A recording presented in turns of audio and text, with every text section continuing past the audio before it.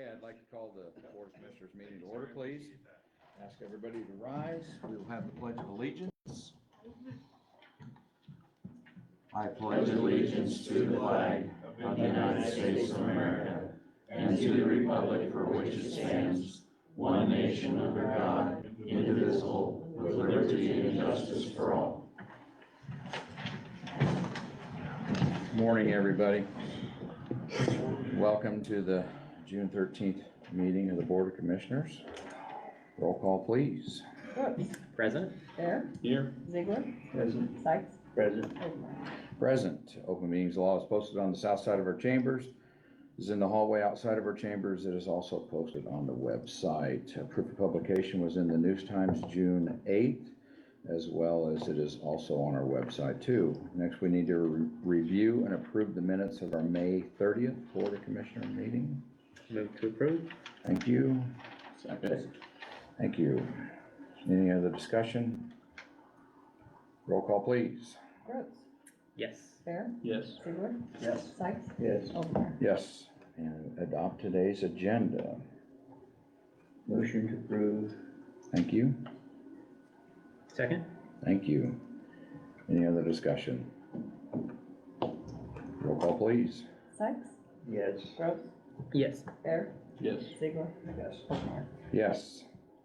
Okay, the agenda is approved, but we are going to change things up a little bit. We have somebody that needs to get to Seward to get to their meeting too. So we're going to move up to the top, the discuss and act and approve and sign Everbridge mass notification system quote. And looks like we got Gary and Leela. Yep. Good morning, Gary Peterson, Risk Management Director. Morning, Leland Lutz, Communications Director, York County. You guys might pull that mic down a little bit. Somebody was tall apparently in here, so thank you. Our current contract with Nixle Everbridge expires here in September. And so we're looking at doing a little upgrade currently from what we're doing. It's going to benefit us in usership. They have a resident connection where it'll automatically put in cell phone numbers and landlines to the residents of the county.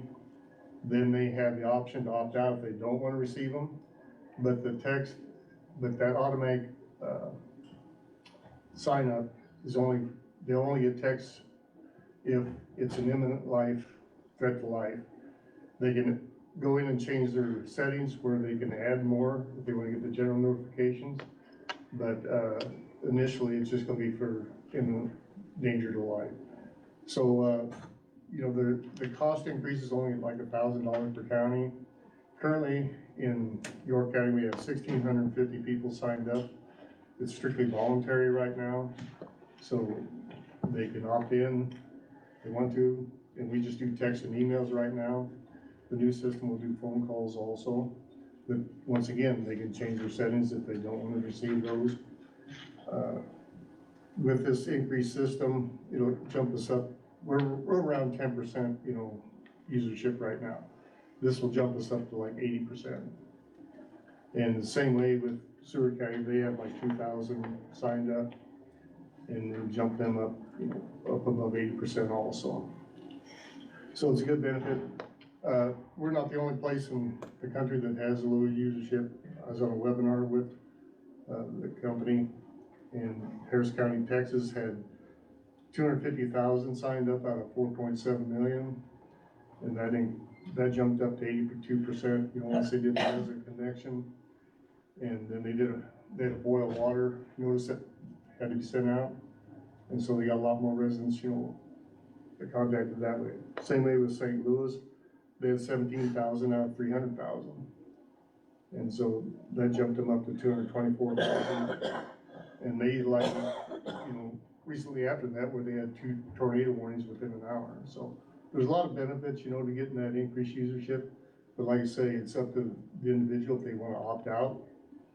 A big part of this too is going to be an informational campaign, you know, to the public, informing them, you know, what the system can do and their options, you know, to that system. Like I say, the settings, you know, if they don't receive warnings in the middle of the night, they can opt out of that too, so they can set their own parameters, for that.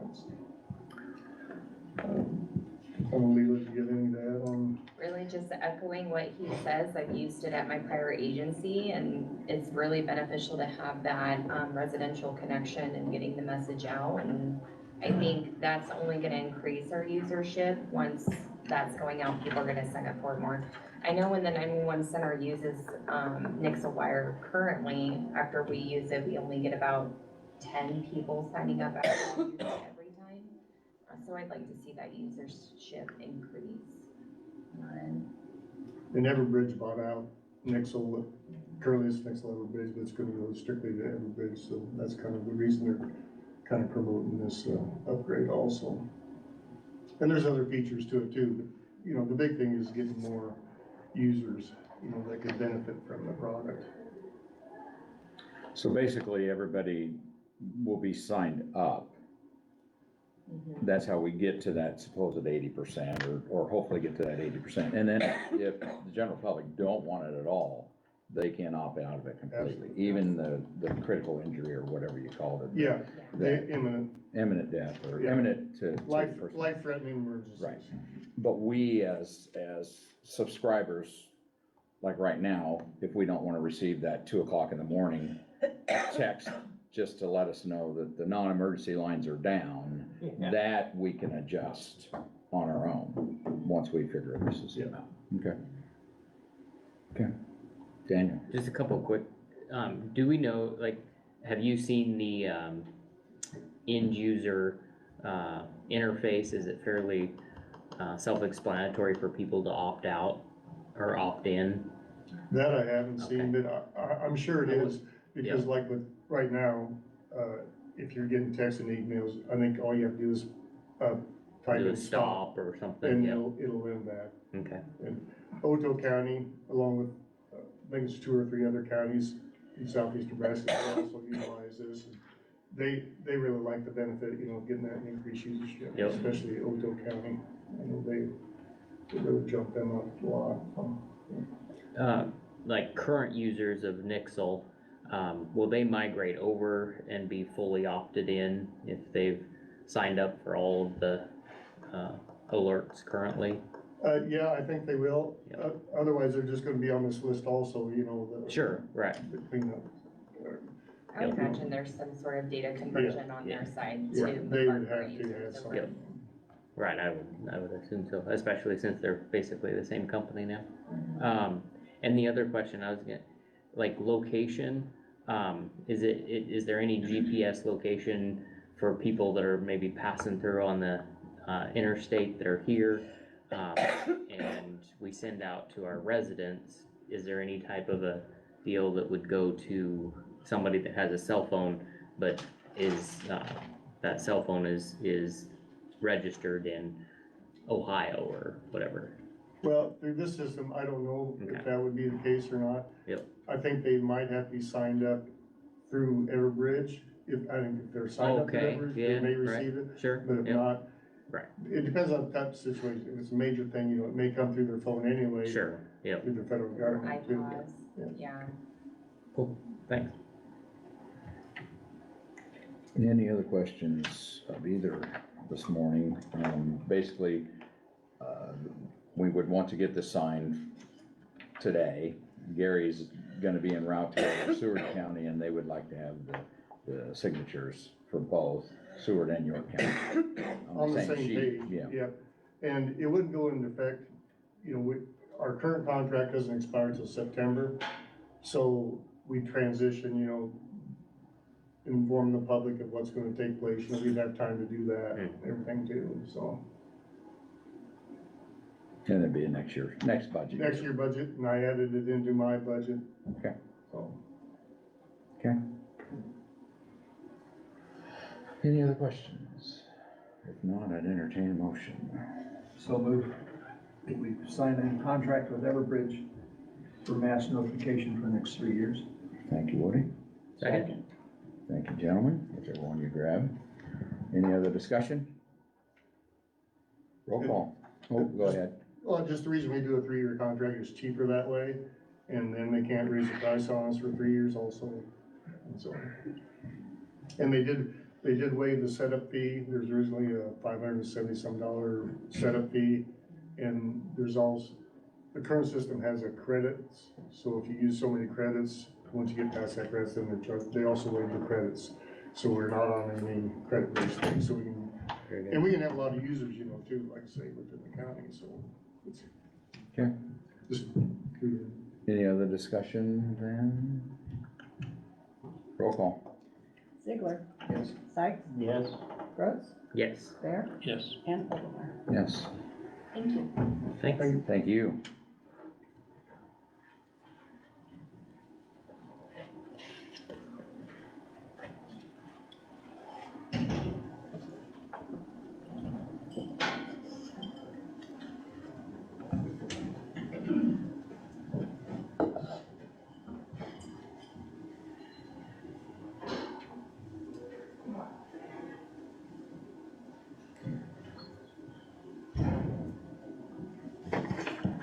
Well, I'll stop us. Thank you very much. There we go.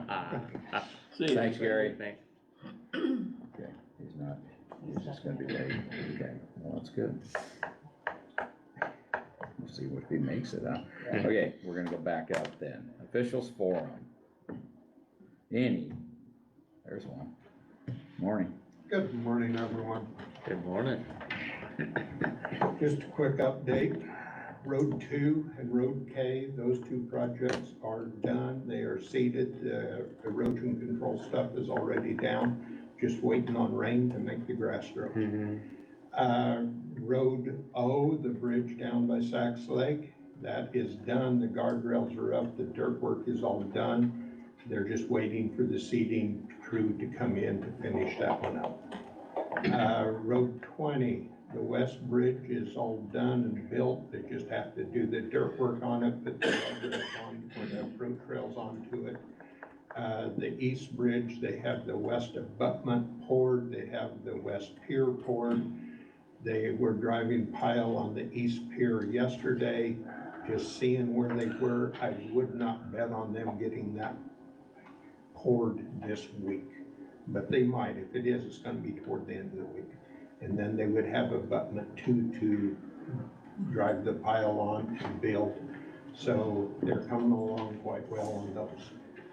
Other than that, we're hauling gravel, blading roads, and trying to build roads ourselves. And that's kind of where we're at this point in time.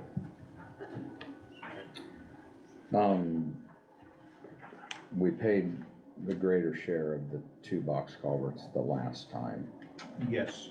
and there's more to come, the seeding and stuff like that. Have you been in contact with them? Actually, the only seeding we have left, because the one on Road K, we have the final one in. It should be in your stuff today. And that came in, I think the original contract was 327, and it came in at 319, so we was a little under budget on that, which is always good. Absolutely. The one on Road 2 down between U and V, that one we do not have the final seeding on that. That's the only thing we're waiting for. Okay, So but you've been that- in contact with Van And Kirks. they should have that all in, so it will be in the next Perfect. meeting, is what it should, and that will be all completely cleaned up on that end. So, yes.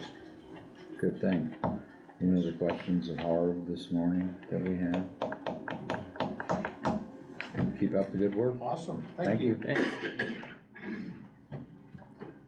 Any other officials?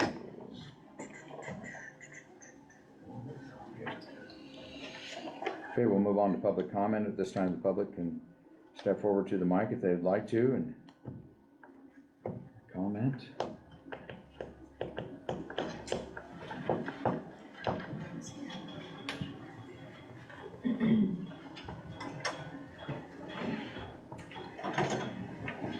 Good morning, Good morning. Willard Peterson, 514 Road 13, York, Nebraska, 68467, but I'm a resident of Bradshaw. Talked to the Postal Service of why I have a York address.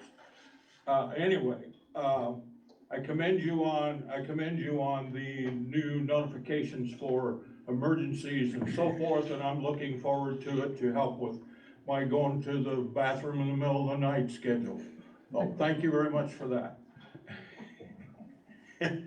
Also, the thing I see, one of the things we'll be talking about this morning is the zoning administrator position. I'm just gonna reiterate one more time to you that hopefully you will think about a person that can spend as much time as quickly as possible on that position without affecting other things that they're really getting paid to do, even though they'll be getting paid for that too. But I think it's important, you've mentioned several times that with this whole zoning issue, with whatever it is, and having to look at all the zoning things, you wanna do it the right way and the most efficient way you can, and that would be having somebody, at least for a while, that was their dedicated position. That's my position on that position. Thanks, Willard.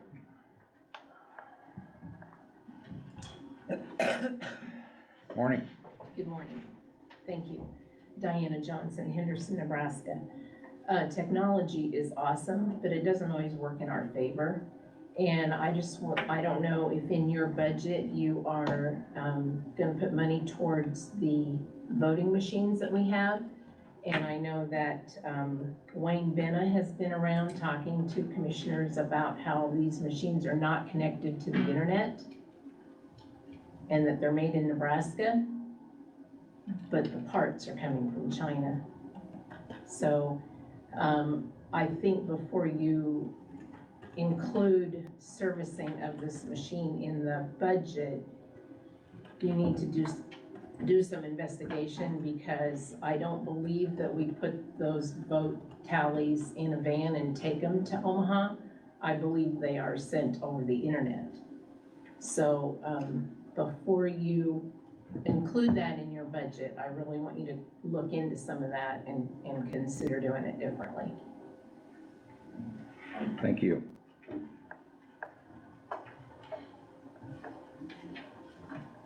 Anybody else from the public?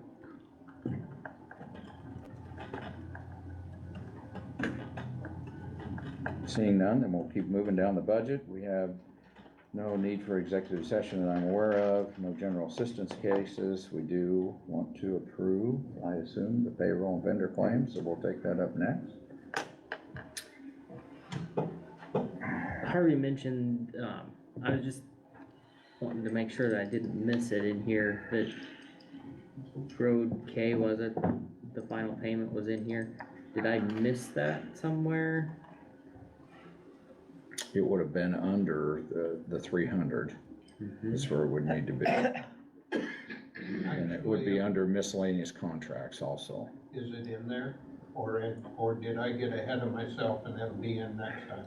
There's two miscellaneous contracts at the bottom, but that's for Grickle and Southwood. I mean, I didn't see it, but Okay, it came through on my computer, it hasn't got processed to Okay. up here yet. That's fine. I just, when you said that, and I looked through and I was pretty sure we didn't have anything to Van Kirk, so, okay, thanks.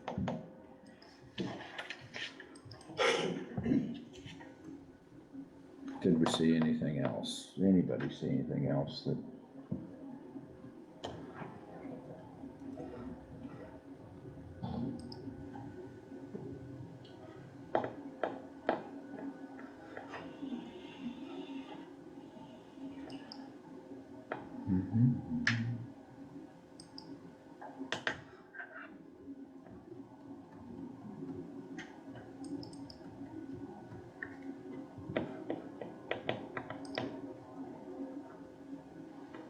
Motion to approve payroll and vendor claims? Thank you.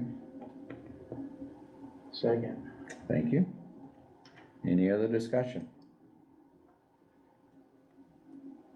Roll call. Brooks, Yes. Sykes, Yes. Ziegler, Yes. Bear, Yes. and Overmeyer. Yes.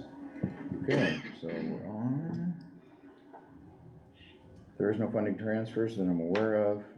Just a reminder that we are in our second to last meeting to our budget year, and there will be some budget authority transfers that we'll have to deal with at the next meeting. And everybody got a mass email yesterday asking them to look at their budgets and make sure that they're right. And then we would visit with them over the next 2 weeks, because we do have a couple of them that are in trouble. Our corrections will have to have a transfer. Our county court, the one that took the hit with the public appointed counsel, so we'll have to deal with those at our last meeting of the budget year. Next up is discuss and act on planning and zoning position. There was, as mentioned last time, a couple of applicants. Daniel and myself were gonna meet with one of them today. Through the scheduling the last 2 weeks, there was just no time that our schedules matched up, and it looks like that's gonna happen today. All three of us will meet, so there's really no action to be taken on that at this point in time. Next up, Jared Reimers, Adrian Smith's office. Apparently he is stuck out on the interstate. I don't know if anybody's driven the interstate lately, but there's a fair amount of construction out on the interstate, and he's shaking his head. So he left a message and said he'll be late, so we will deal with that a little bit later or whenever he shows up. The rest of these all have times to them, which we really kind of need to stick with the times that are set there. So the next one up is at 9 o'clock with CASA, and which means we got a few minutes to go. So if we wanted to take care of some committee reports, because I've got nothing else right now to move around, we could sure do that. Woody, do you want to kick us off on that? The big thing was it was at the county board workshop, there's a bill for that registration for that, for the past 2 days, so lots of valuable information. I did hear from our Secretary of State rep talking about voting machines as part of that presentation. One of the most interesting, I think, is dealing with the broadband access and the opportunity to have feedback from people within the county, so I've given each of the board members the initial flyer plus the feedback sheet that goes with that. They're wanting us to give feedback. There's $70 million. I think Allison and Nate are gonna be talking about that in a little bit with the old grant. But they're looking at a grant of around $450, $480 million coming to York, well, to Nebraska, to increase access and services via the internet, and so whether it be wireless or fiber within a town or whatever, but they're hoping in this flyer, and there are some extras up there, is a map. And so if you look at York County, you'll see the red dots. Well, the red dots are where we're not getting services provided. So they're hoping that with this particular page, people will go on there and actually validate that, hey, we have access or we don't have access, and rate the service that we're having, and hopefully generate revenue so that private providers can apply for grants to help put that in the hands of the end users. And they're having listening sessions across the state, so they had one at 6:30 last Friday night, or Thursday night, and I sat in on that, and so that's where much of this information is. I'm gonna pass it on to Melanie. Hopefully it'll make the webpage and put it in the hands of people. But it's federal money that's being transferred to Nebraska for internet broadband access and opportunities. And so whether it be telehealth or just Netflix or study opportunities for kids, they're wanting to increase it. So and so the brochure is pretty explanatory.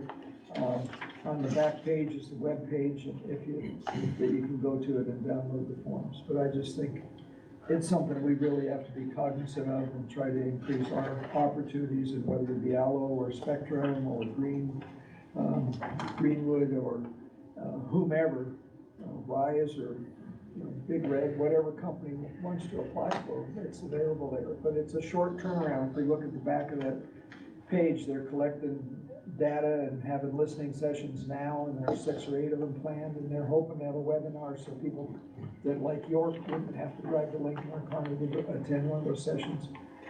The actual grant to the federal people are due in August, and then it's a 5-year action plan to get that going. And so anyway, it's there, and it just seems like it makes a lot of sense for us.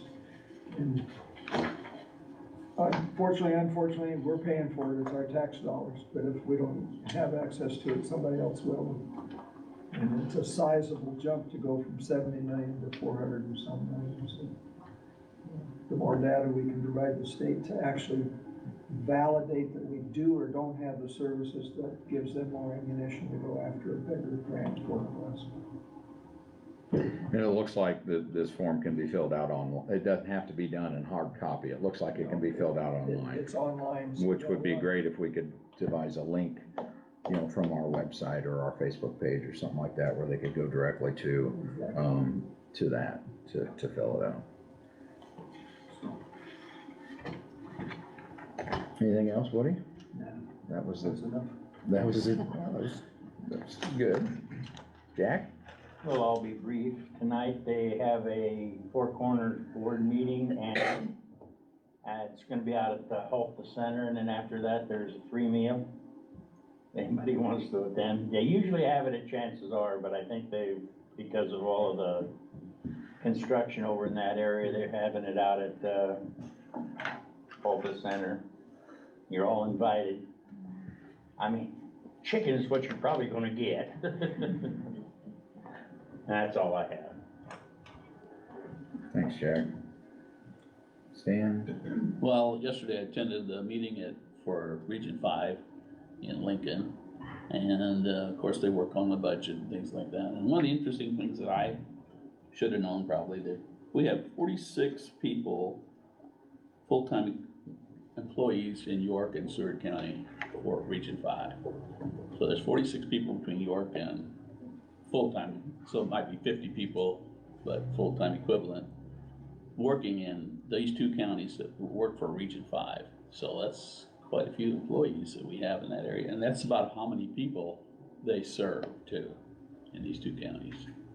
So, the amount of money that they spend, wow, is just mind-blowing. And, I'm gonna try to find out how much per person that is, which must be huge.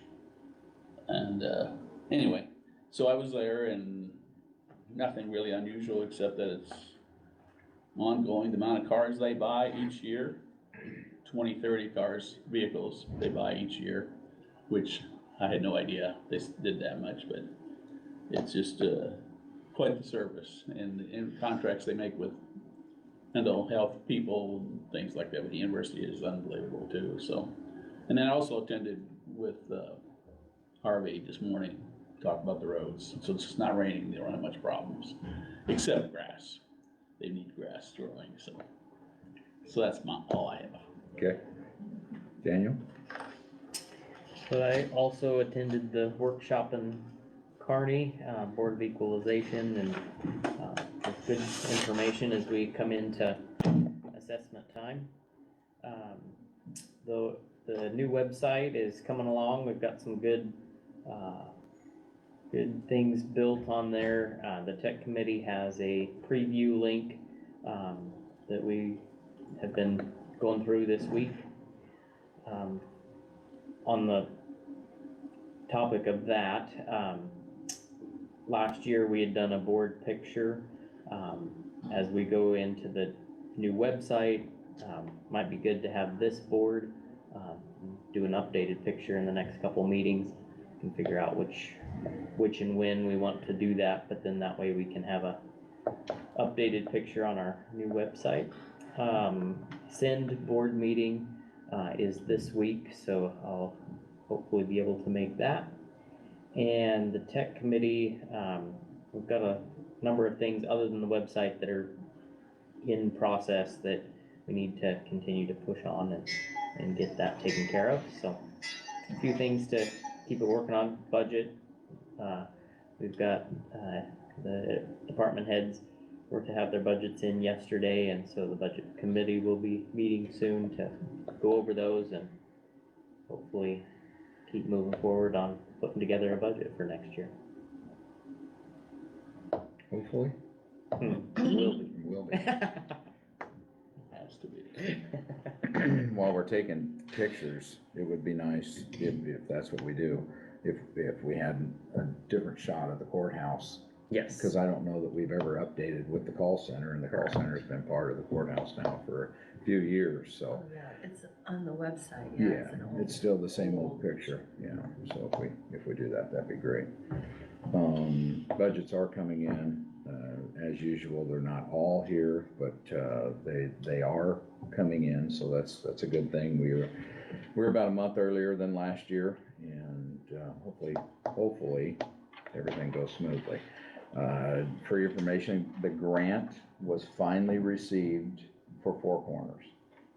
I don't know if you remember, but at the start of the year, we was gonna get this done by the end of the budget year. Well, this is just how the government wheels, they turn really slow. Ideas pop up quickly, but the wheels turn really slow. And we finally got that, so, the good part about that is we'll be able to budget it properly in this year's budget and leave it out of the inheritance where we were planning on going with it, so. But that did finally come in. And Board of Equalization meetings was good. I know that unfortunately you wasn't be able to get there, and before we start doing our protests, which will probably be at our next meeting sometime around that next meeting. The one thing that really stood out to me, and I don't know if you agree or not, Woody, but the Board of Equalization isn't about values, it's about equalization. You know, the values are set by our assessor, and it's about our people being treated fairly. Next And, door neighbors paying the same amount. right, so, that's where you learn that what you've done in the past, we've probably done some things not correctly, and hopefully we get that straightened up and turned around this year, but, there was some very good information there. Did you have anything before we go to, okay?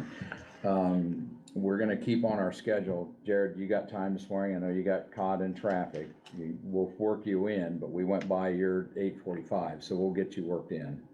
If you gotta go, you gotta go, but we'll get it in there sometime. Okay, now we will meet with Elizabeth Casa, updates and budget request and name and address for the record, as you, whoever is gonna speak to us would please do.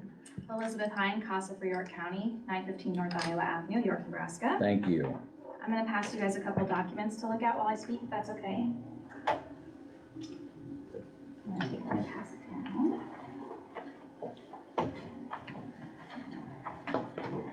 So that larger document there, the stapled one, is our annual report for calendar year 2022.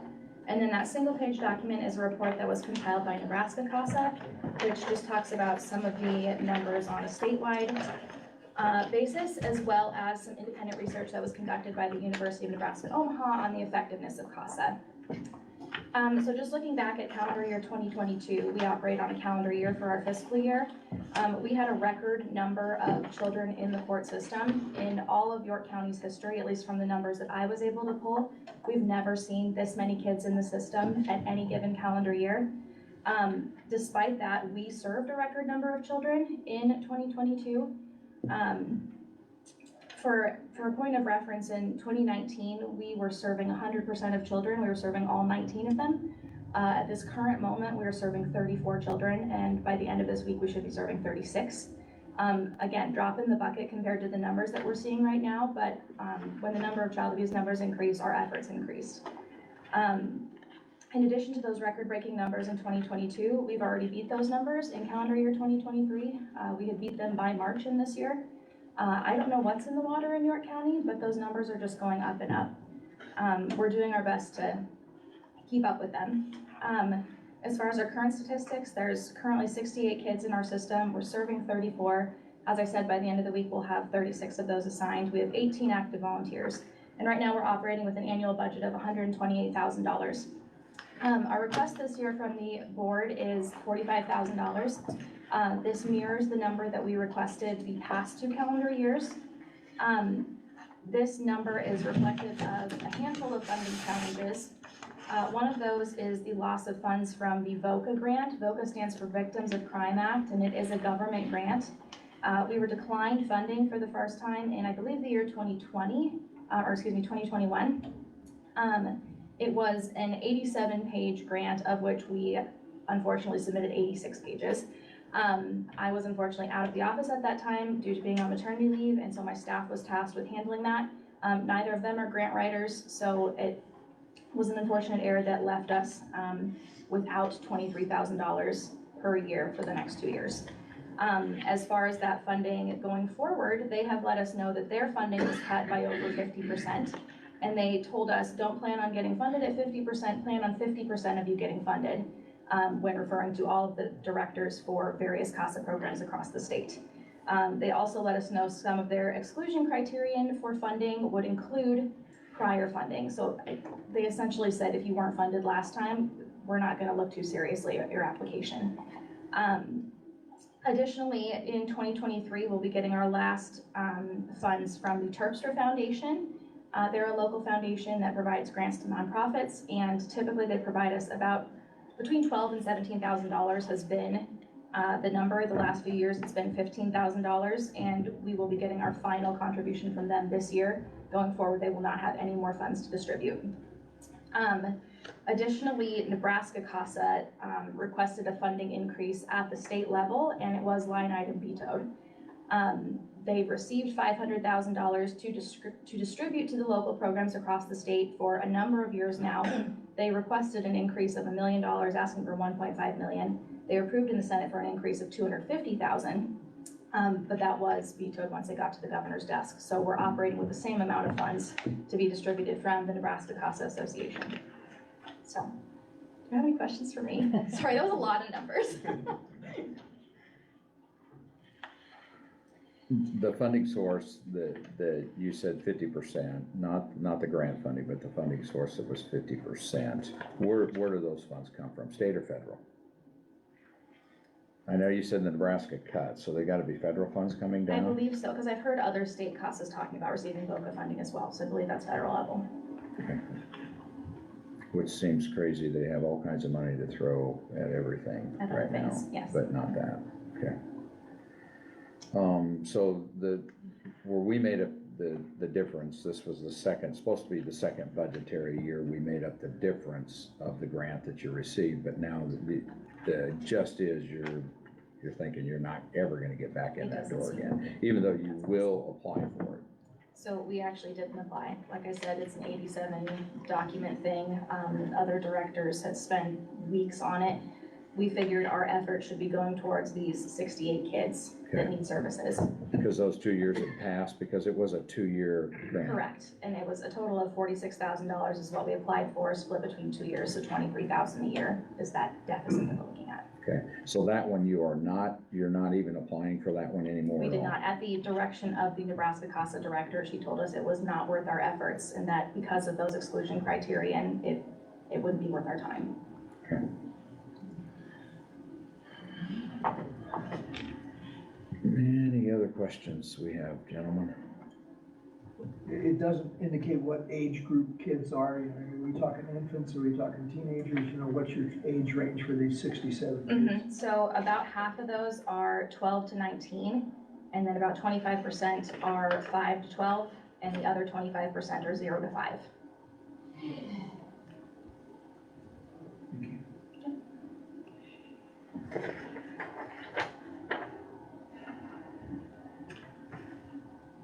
Court ordered, how do kids get into the CASA program? Yeah, so we have the ability to assign an advocate to any child that is in a 3A case. 3A is the classification for an abuse neglect charge against the caregiver. Any child that is under that umbrella, we are able to assign a child to. So that 68 number is reflective of the number of kids with 3A cases right now. Do you ever try to get funds from a civic organization or churches? Yes, And yeah, we have Does a that work? It does, yeah. It's not always substantial amounts, but of course we're appreciative of any amount. But yeah, we're active in the community, presenting to community groups, churches, whoever will let us in the door. We'll be glad to talk to them.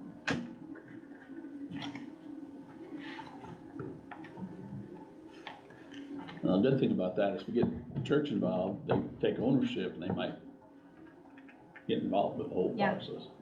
Yeah, we've had some success in that regard. Whereas the government doesn't get Right. involved, you know, like a church or a civic organization may. and their people could get involved with the whole process, which would be great. Yeah, exactly.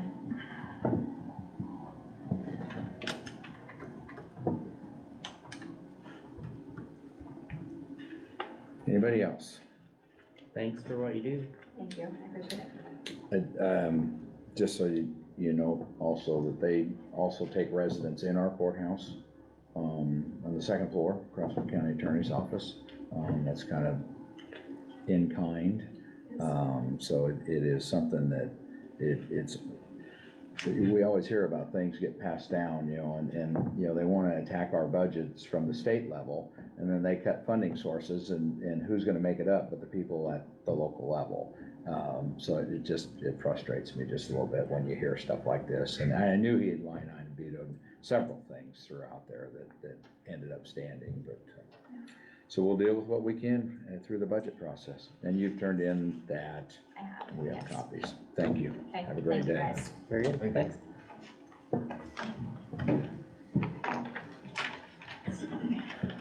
Jared, it's not very much time, but can we do, well, good for you.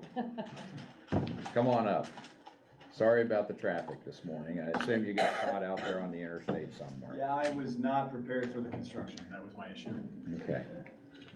I'm Jared Reimers. I'm Congressman Adrian Smith's district coordinator out of his Grand Island office. It's 1811 West 2nd Street in Grand Island. And this morning, unfortunately, I was coming out of Lincoln and not prepared for what I was dealing with. But at any rate, Congressman Smith's Grand Island office's primary duty is to serve, provide constituent services. And the constituent services from a House office exist mainly in the function of casework. Casework from a House office is largely the way in which a member assists constituents, whether those are individuals, government entities, organizations. It really doesn't matter, as long as it's got the person making the request has a mailing address tied to them within the district. We're able to provide assistance in navigating federal red tape. And I'm speaking that broadly because casework from a House office really is that broad. It's everything from things like most common request as of late is assistance in expediting passport requests, to some of the more unusual ones include things like last summer we had someone from the Sandhills make a request to secure dynamite from the Bureau of Alcohol, Tobacco, and Firearms to blow up some trees in his pasture. Not really sure why dynamite was needed to do that, but it was the request that he filed, so we made the assistance efforts. As far as the Congressman's legislative efforts are concerned, this session of Congress, he serves as the chairman for the subcommittee on trade within the Ways and Means Committee. And that committee's responsibility is to direct the trade policy efforts of the House of Representatives as a whole.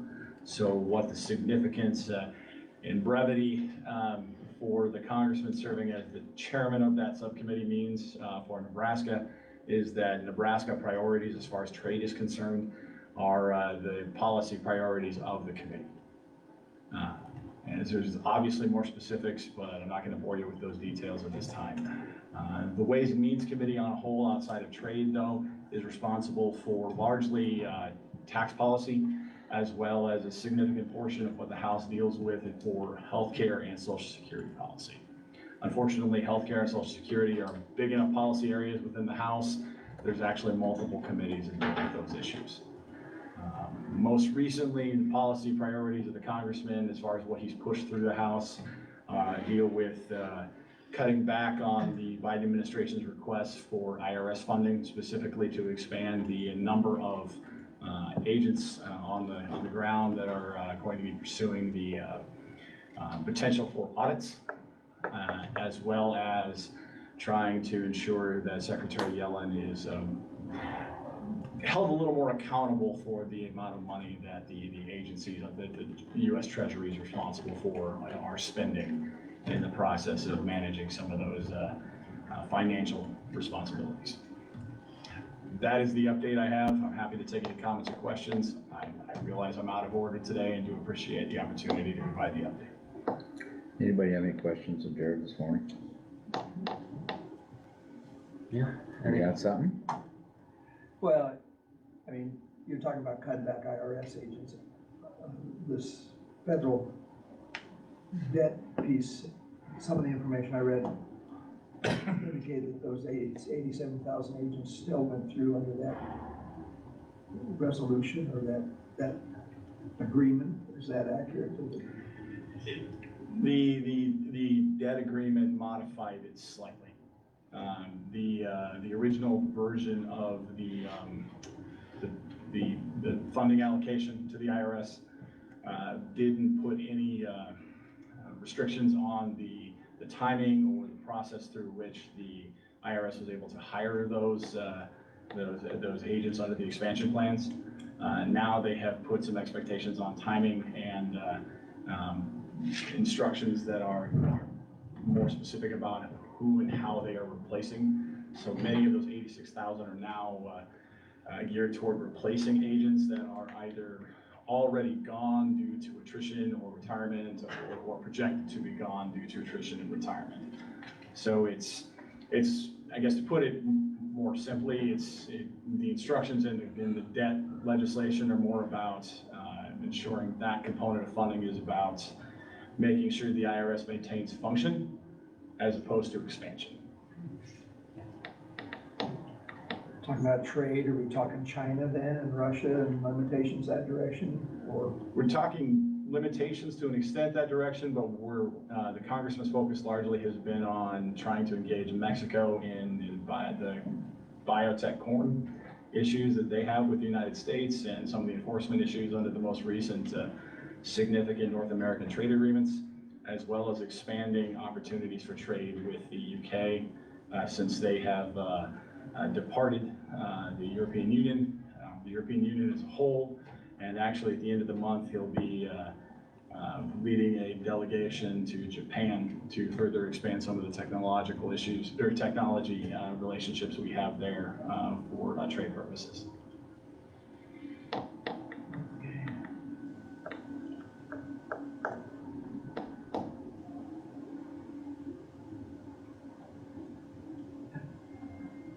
There's a lot of conversation about critical race theory, gender modification, all of those things. Is Congressman involved with saying, let's put some parameters on where we're gonna put this money forward? I mean, are we allocating money that's going to departments that are pushing that kind of radical agenda versus? Because of where a lot of those issues arise on the state and local level, he's trying to stay out of that conversation on how those issues are arising on the state and local level. Where it's appropriate with his committee assignments, he is involved in ensuring that we maintain some moral and conservative sensibilities in the conversation. But outside of his committee assignments, he's trying to allow his colleagues to do their jobs. And I guess one last thing, we're seeing lots of news about FBI leadership and how that's going, and there's proposals for a new building to replace the old FBI headquarters and stuff. Is Congressman involved in any of that allocation of funds and through the Ways and Means Committee? And the requests that would come from the executive branch for those purposes are outside of the Ways and Means Committee's responsibilities. Thank you. Yeah. I noticed that he's not very vocal about the issues that are going in front of us, like Hunter Biden issues and Donald Trump's issues. He's not saying anything. Why is that? Not vocally. As far as the Trump issues are concerned, as well as Hunter Biden for that matter, his stance has continued to be what it has been from the beginning, which is we need to allow the Justice Department and the justice process to play out. However, he does have concerns about the potential for some weaponization of the Justice Department and does want to focus on trying to fix that issue. Does he see some of the corruption in the FBI and the justice program, the whole thing is being seen? General public thinks there's a lot of corruption in that, in both those areas. Dual kind of partnership between what's justice for one group, not justice for the other. He's not being vocal about it at all, and why not? As far as the Biden side of things, I couldn't speak to the specifics on that, to be honest. As far as Trump is concerned, he tries to let the folks that are involved in the middle of that play it out. But when he does come forward, as far as people asking him directly, he's more than happy to share his thoughts on it.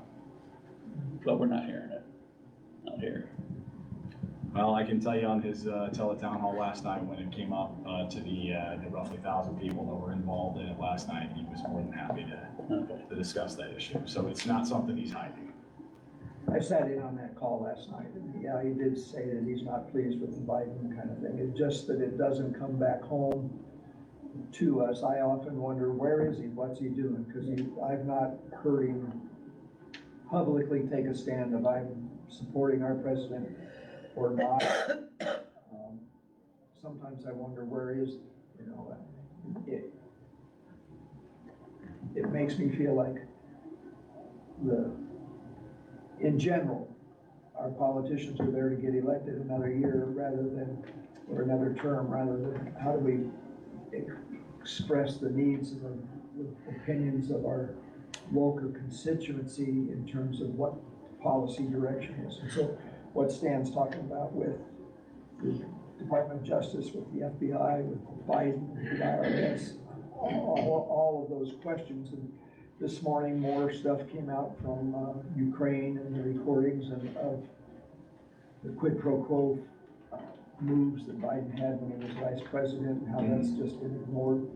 It seems that as those issues become more public, then our representatives ought to be able to say, hey, the people in York County, Woody Ziegler, not necessarily specifically, but his feelings are, we're not being represented by a silent representative that isn't taking a stand. We hear Jim Jordan's, and we hear all these other, some of the kooks that are out there. I mean, kooks is not the right word, but I mean, some of the people that are on both sides of it, they're vocal, we see them.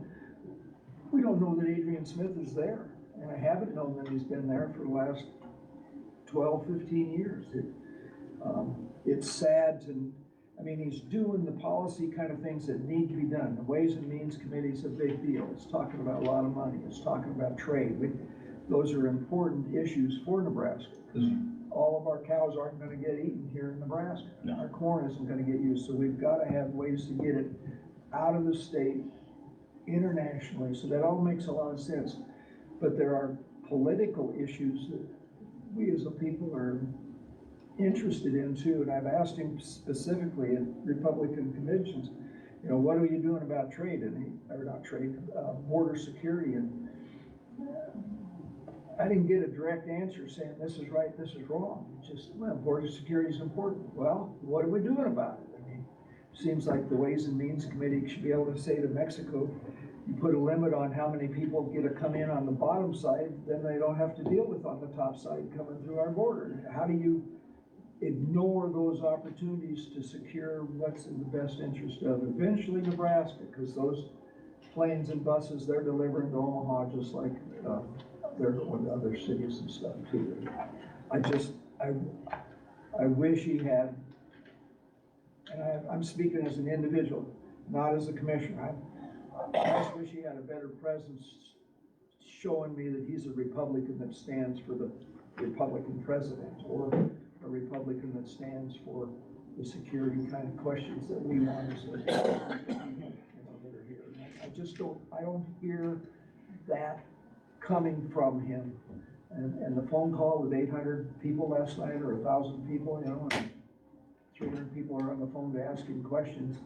Well, we don't all get an opportunity to ask this kind of pointed question to him and say, where are you? What are you doing? Well, it's important to us. The security of this country is important. The trade in this country is important. Gender is important to us. Critical race theory and victimology, those are all important topics to us. But they're being ignored by the real power breakers, or in my opinion, they're getting ignored by the power breakers, unless you have a presidential name and you can write this presidential executive order, and then lots of things start happening. Well, we have the wrong decision-making coming there that's supporting all of these gender kind of things that are not in our best interest as a people, based on what God says in the Bible. Anyway, sorry for my tirade. That's part of what I'm here for. You know, his comments hit the nail on the head. Even if Adrian Smith is not on this committee or that committee, he should have an opinion. And those opinions should be put out to the public. We're the public that elected him, and we want to hear from him, not just his rhetoric that it's not my committee, not my responsibilities. Well, then maybe there should be some changes all the way around. And I was a cop for 40 years, and I had a lot of respect for the FBI, which I do not have now. That is a very vicious committee. It's a very pointed place that you don't treat people evenly from the top. You're not gonna get people treated evenly from the bottom. We've got FBI agents out on the roads that are doing their job, and then they get stopped right there. There's nothing following through for it. And his comments just hit the nail on the head. Adrian Smith is supposed to be representing us, not representing his party, not representing his positions in those committees. He's representing us. I'd like to hear more of what he believes, and it should be publicized.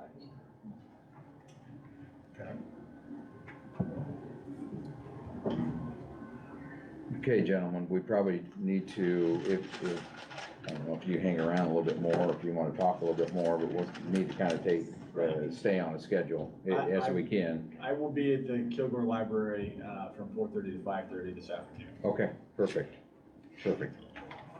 Thank you. For the time. Yep. John?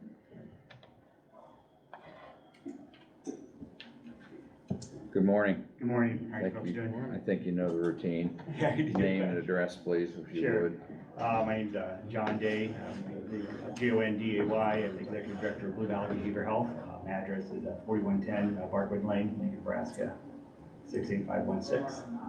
I'd like to first of all say thank you for the $5,000 contribution from the county to our York office here at Blue Valley Behavior Health. We provide outpatient mental health and substance abuse services. The past contributions you've done in the last several years for $5,000 help support the expansion of our substance abuse services. This past year, which we're finishing up our fiscal year at the end of this month, but we'll probably see close to about 1,000 people, that's adults and kids, for mental health and substance abuse issues. And about, out of that 1,000 people, we see about 20% for substance abuse. So we'll see about 200 people, adults and children adults and youth for substance abuse, and the other 800 for mental health issues. So during this past year, it's been a growing year. The last couple of years have been kind of a high demand services for behavioral health treatment. We've been able to expand some of our substance abuse services. This past year in our York office, we use quite a bit of telehealth. So we're able to use some of our substance abuse staff from our other offices, and they telehealth into our York office, and so we're able to reduce the wait time for people seeking substance abuse treatment. We've also been able to expand our medication management services. So an individual comes in, myself, anyone else in this room is dealing with depression or anxiety, they're able to get in pretty quickly rather than having to wait a month or 2 months. You can pretty much guarantee get in within the next week or two for medication management services. And so we continue to grow with our mental health as well. So it's been a strong year for us, and I appreciate your upcoming contribution of the $5,000 again for this fiscal year, upcoming fiscal year, for our continued our substance abuse services. And as well as we'll be here to answer any other questions you might have. I have a question. Go ahead. Mr. Day, I have some personal interaction with that because my daughter works down there. Okay. And I'm kind of concerned about her security down there at night. Some of those people that are sent down there from the court, not for singing too loud in church. And sometimes she's the only person in that office, there's no protection. and no way to get protection down there except for calling 911. Mhm. And that's a concern to me. Yep. For her safety down there. Mhm. And she enjoys working down there, believe me, she don't complain about being Mhm. down there. But, just saying, maybe you should look at some more personnel down there Sure. during the nights or evenings when the court has sent, some of these people down there are dangerous. Right, right. Yeah, without being able to get into specifics much, but, yeah, we have policies and protocols for safety, we have in place. So we want to make sure that everyone's in a good position, in a good spot. And so if there's any concerns like that, that's something we address.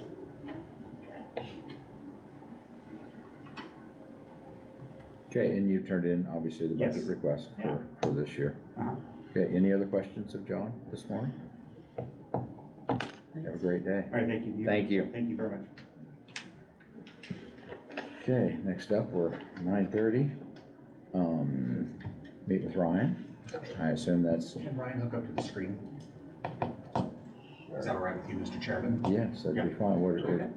Are we gonna be able to see very Well, well? you might have to turn around a little bit and look at it, if that's okay with you. Is that all right? Well, then don't look, Jack.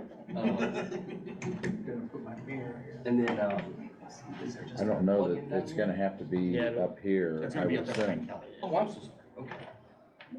Is that gonna work for you? We're gonna have to get rid of this, I assume. I'll plug it right back in, I promise. That's, I don't know about that one. Not gonna work? I think, I need HDMI, actually, I thought there was gonna be an HDMI port right, coming into and there. we can possibly do that. That's it, I don't want to touch it. No, that won't be a problem. All right, let's plug it. Let's You leave. don't have an adapter for Plug that? into. Yep, I've got an HDMI adapter. Okay, that one right there. I won't hurt anything. Well, gosh, I hope not.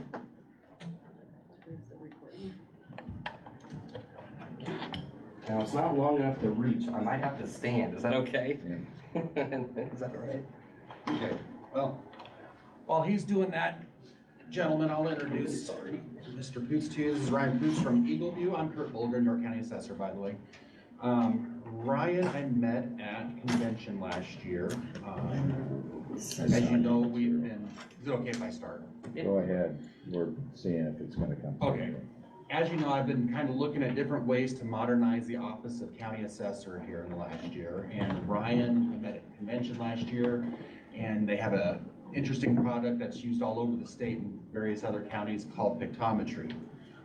Essentially, it's a flyover. They fly over the county, and it allows you to kind of just do some things from your desk where you don't have to necessarily go out in the field and take time and staff time to go do some things out there. Is it not working right? Yeah, that, Or are we hooking the wrong one? well, no, that's hooked into a link here, and so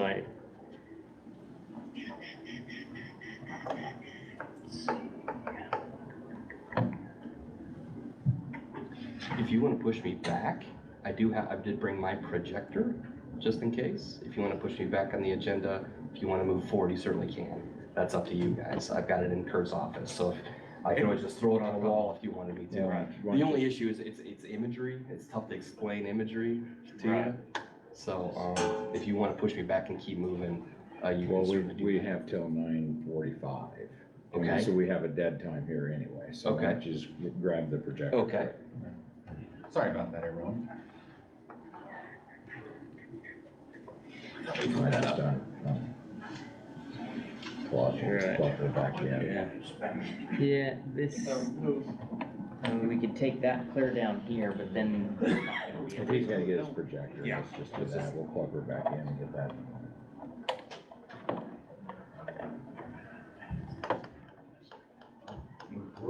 Yeah. Why hers worked and Well, it might work if we plug the USB into his, but I don't know if he has this That's big right, he's got USB his adapter. projector. We'll so. just hook her up that way. Yeah, sorry guys, this is gonna take me a few minutes, so I might run out of time, unfortunately. 'Cause I've gotta But while we're doing that, I believe I can touch on the budget aspect of this a little bit. I did send you gentlemen a letter dated April 21st requesting that this project be funded with ARPA funds. No, I mean, is that gonna reach without spraying this right in your eyes? Probably not, huh? Can we put it on that wall? Yeah, we can throw this on any wall you guys want to. That doesn't, oh, there you go. Look at you. Try this. It's gonna hopefully go right there so I don't blind anybody. Sorry, Kurt. No, you're fine. I think also an appropriate use of ARPA funds would be a 90-inch screen on the TV over there, Commissioner Sigler, for things like this. Yeah. Better than buying rock. Well, there was back in the day, I used to buy a lot of rock. Back just a little tiny bit. There you go, won't even touch it. I never went to West Blue and Beaver anyways, so. So, yeah, all right. Thanks, sir, appreciate it. I didn't think I was gonna get to you, but like I said, Mr. Willard. I'm always ready, just in case. Just never quite know. Every courtroom is there.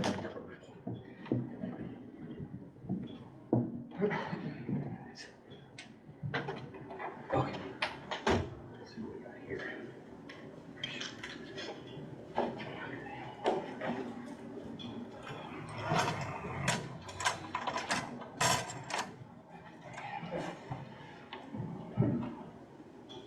I'll make this as big as I can for you guys, so bear with me.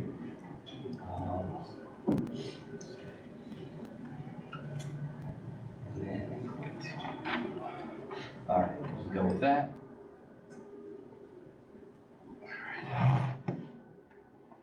Well, I'll just pull this over, we'll see what this looks like. So again, this is Ryan Boots from Yeah. Eagle View. Appreciate it. And if you guys have any questions during this presentation, please speak up. Make sure I get this.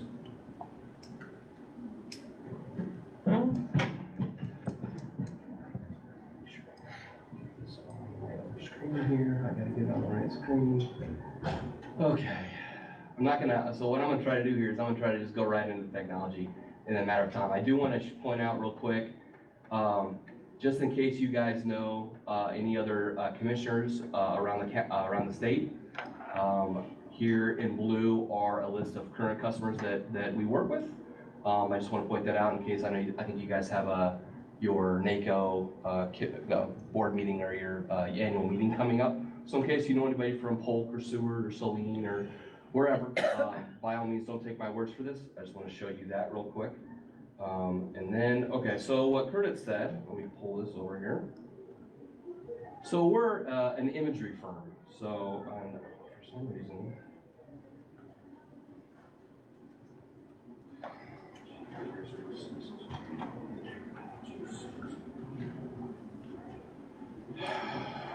trying to do this on it, but yeah, it's right there. I'm just trying to get over to the right screen here. All right. It's right there. All right. This is, so bear with me here, everybody. All right, so I'm gonna take you to Seward. This is just, like I said, we're an imagery firm. We capture both two-dimensional and three-dimensional imagery. So this is Seward. This is a project that we captured in 2021 with their second project coming in 2024. This will be the abbreviated version of the abbreviated version. So if you have any questions, tell me, yell at me or something. So what you're looking at here, this is an oblique image of, all that means is an angled image of every inch of the county. So up here, I can rotate around the, and let me connect to my internet, of course.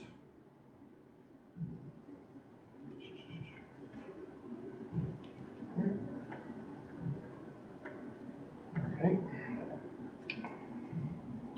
So I can go every single, rotate around every single side of this structure of the courthouse there in Seward. So if I refresh this while I'm connected.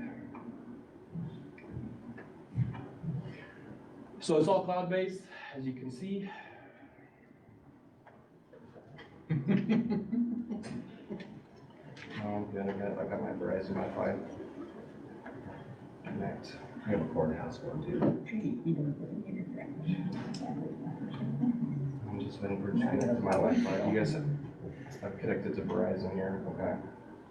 Transfer.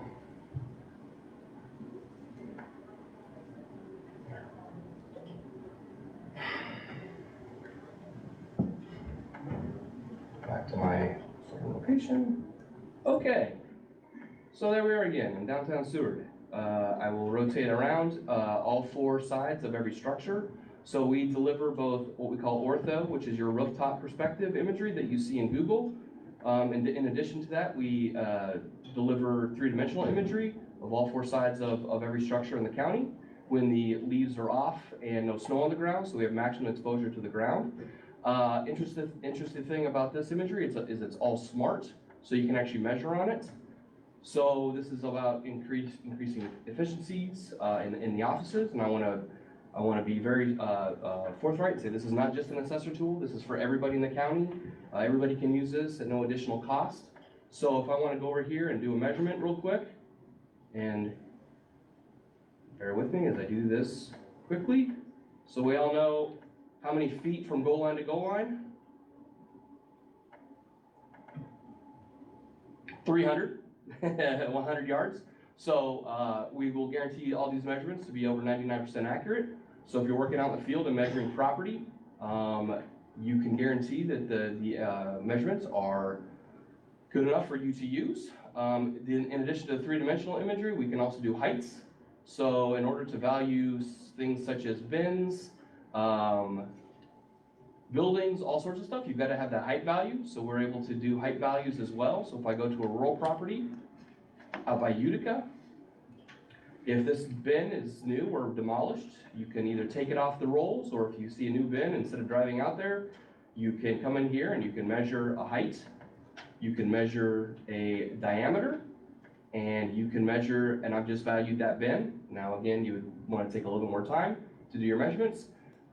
So instead of driving out to every bin and measuring every bin, you can do it directly from the desktop. Now this isn't a silver bullet. It doesn't do everything. You still have to go out in the field, but you can. The state of Nebraska allows for this to be part of the appraisal project. I would like to think, if I go back to the new Seward Middle School, I would like to think as a citizen that your police and your EMA would have value in being able to use this imagery for any pre-planning of an event. Again, you're going to be able to measure heights of windows. You can view view sheds. You can do staging areas. You can do all sorts of things. I'd like to think from a 911 perspective. I know you guys work with Geocom. This fits into your Geocom software at no cost. You guys have moved to SAM for GIS. Our imagery fits into Integrity at no additional cost. You guys are also a Vanguard customer. Our imagery fits in Vanguard.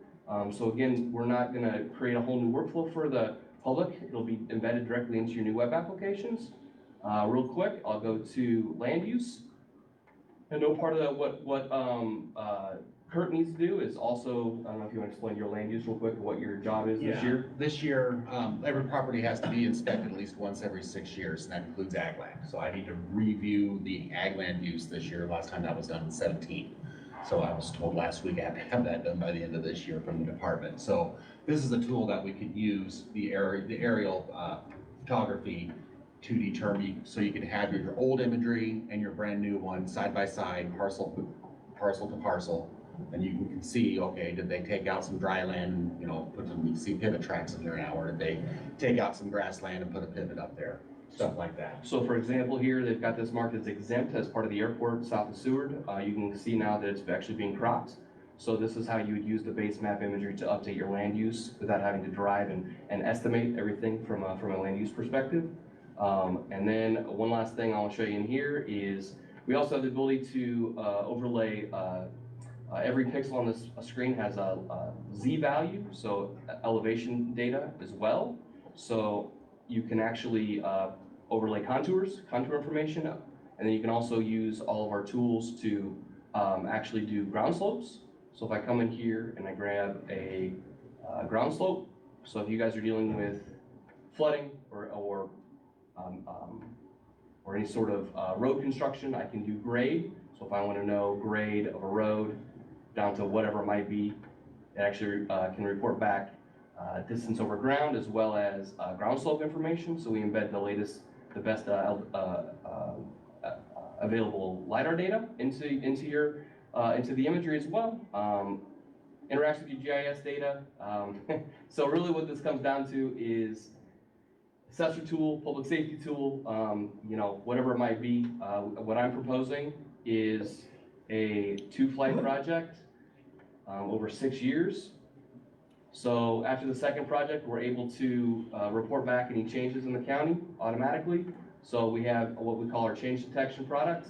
So we'll take the 2 years of imagery, take all the building outlines, and be able to report back to the county what's new, what's been changed, what's been demolished. And then you can actually systematically work through those changes. So I split the screen, look at the 2 different years of imagery, filter down the data that I want to look at, and we'll take you through all the changes throughout the county. So again, I'll bring this over. This is my proposal in a very quick way.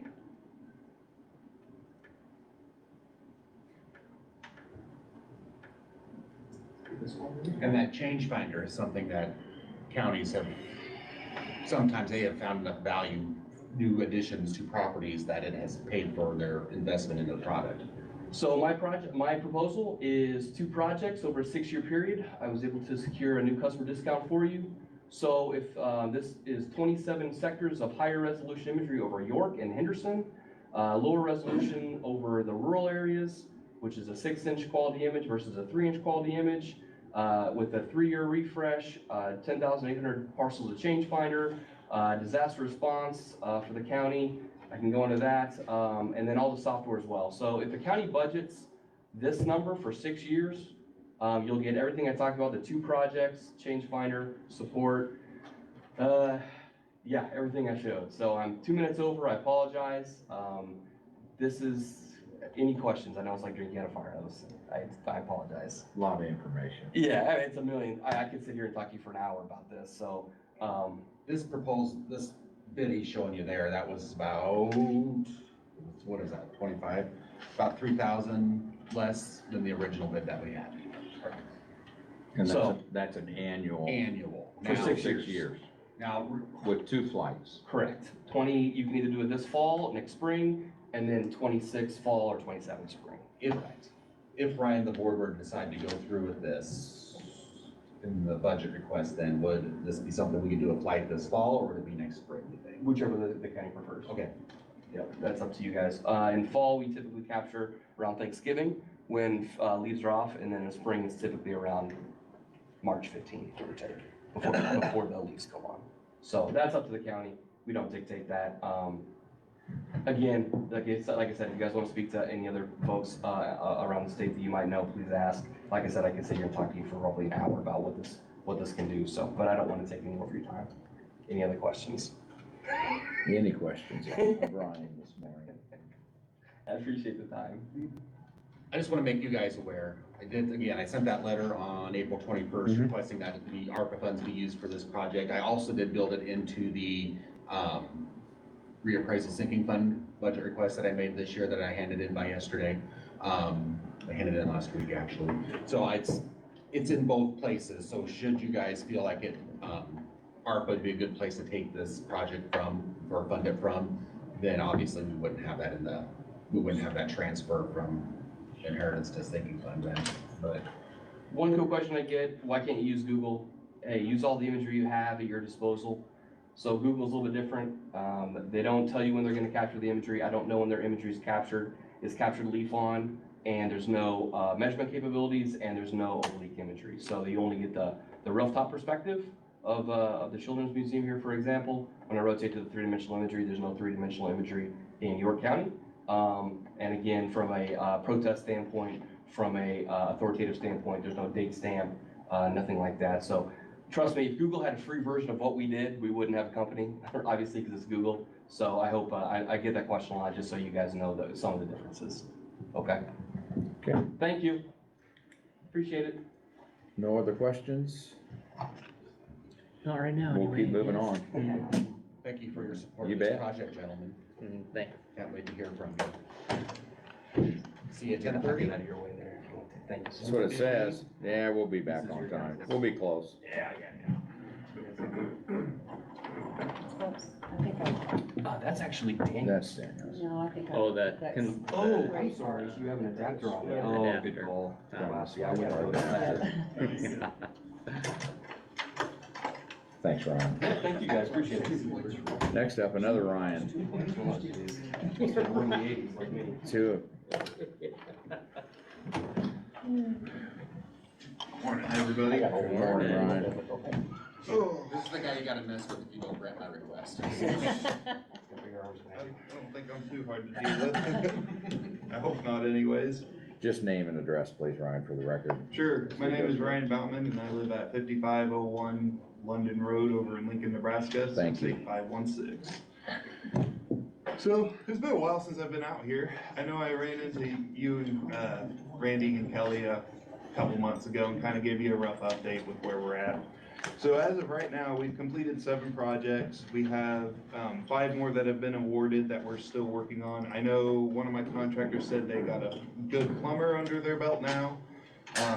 We've also switched our process from how we were contracting individual items on those projects with contractors if it fit their sort of trade.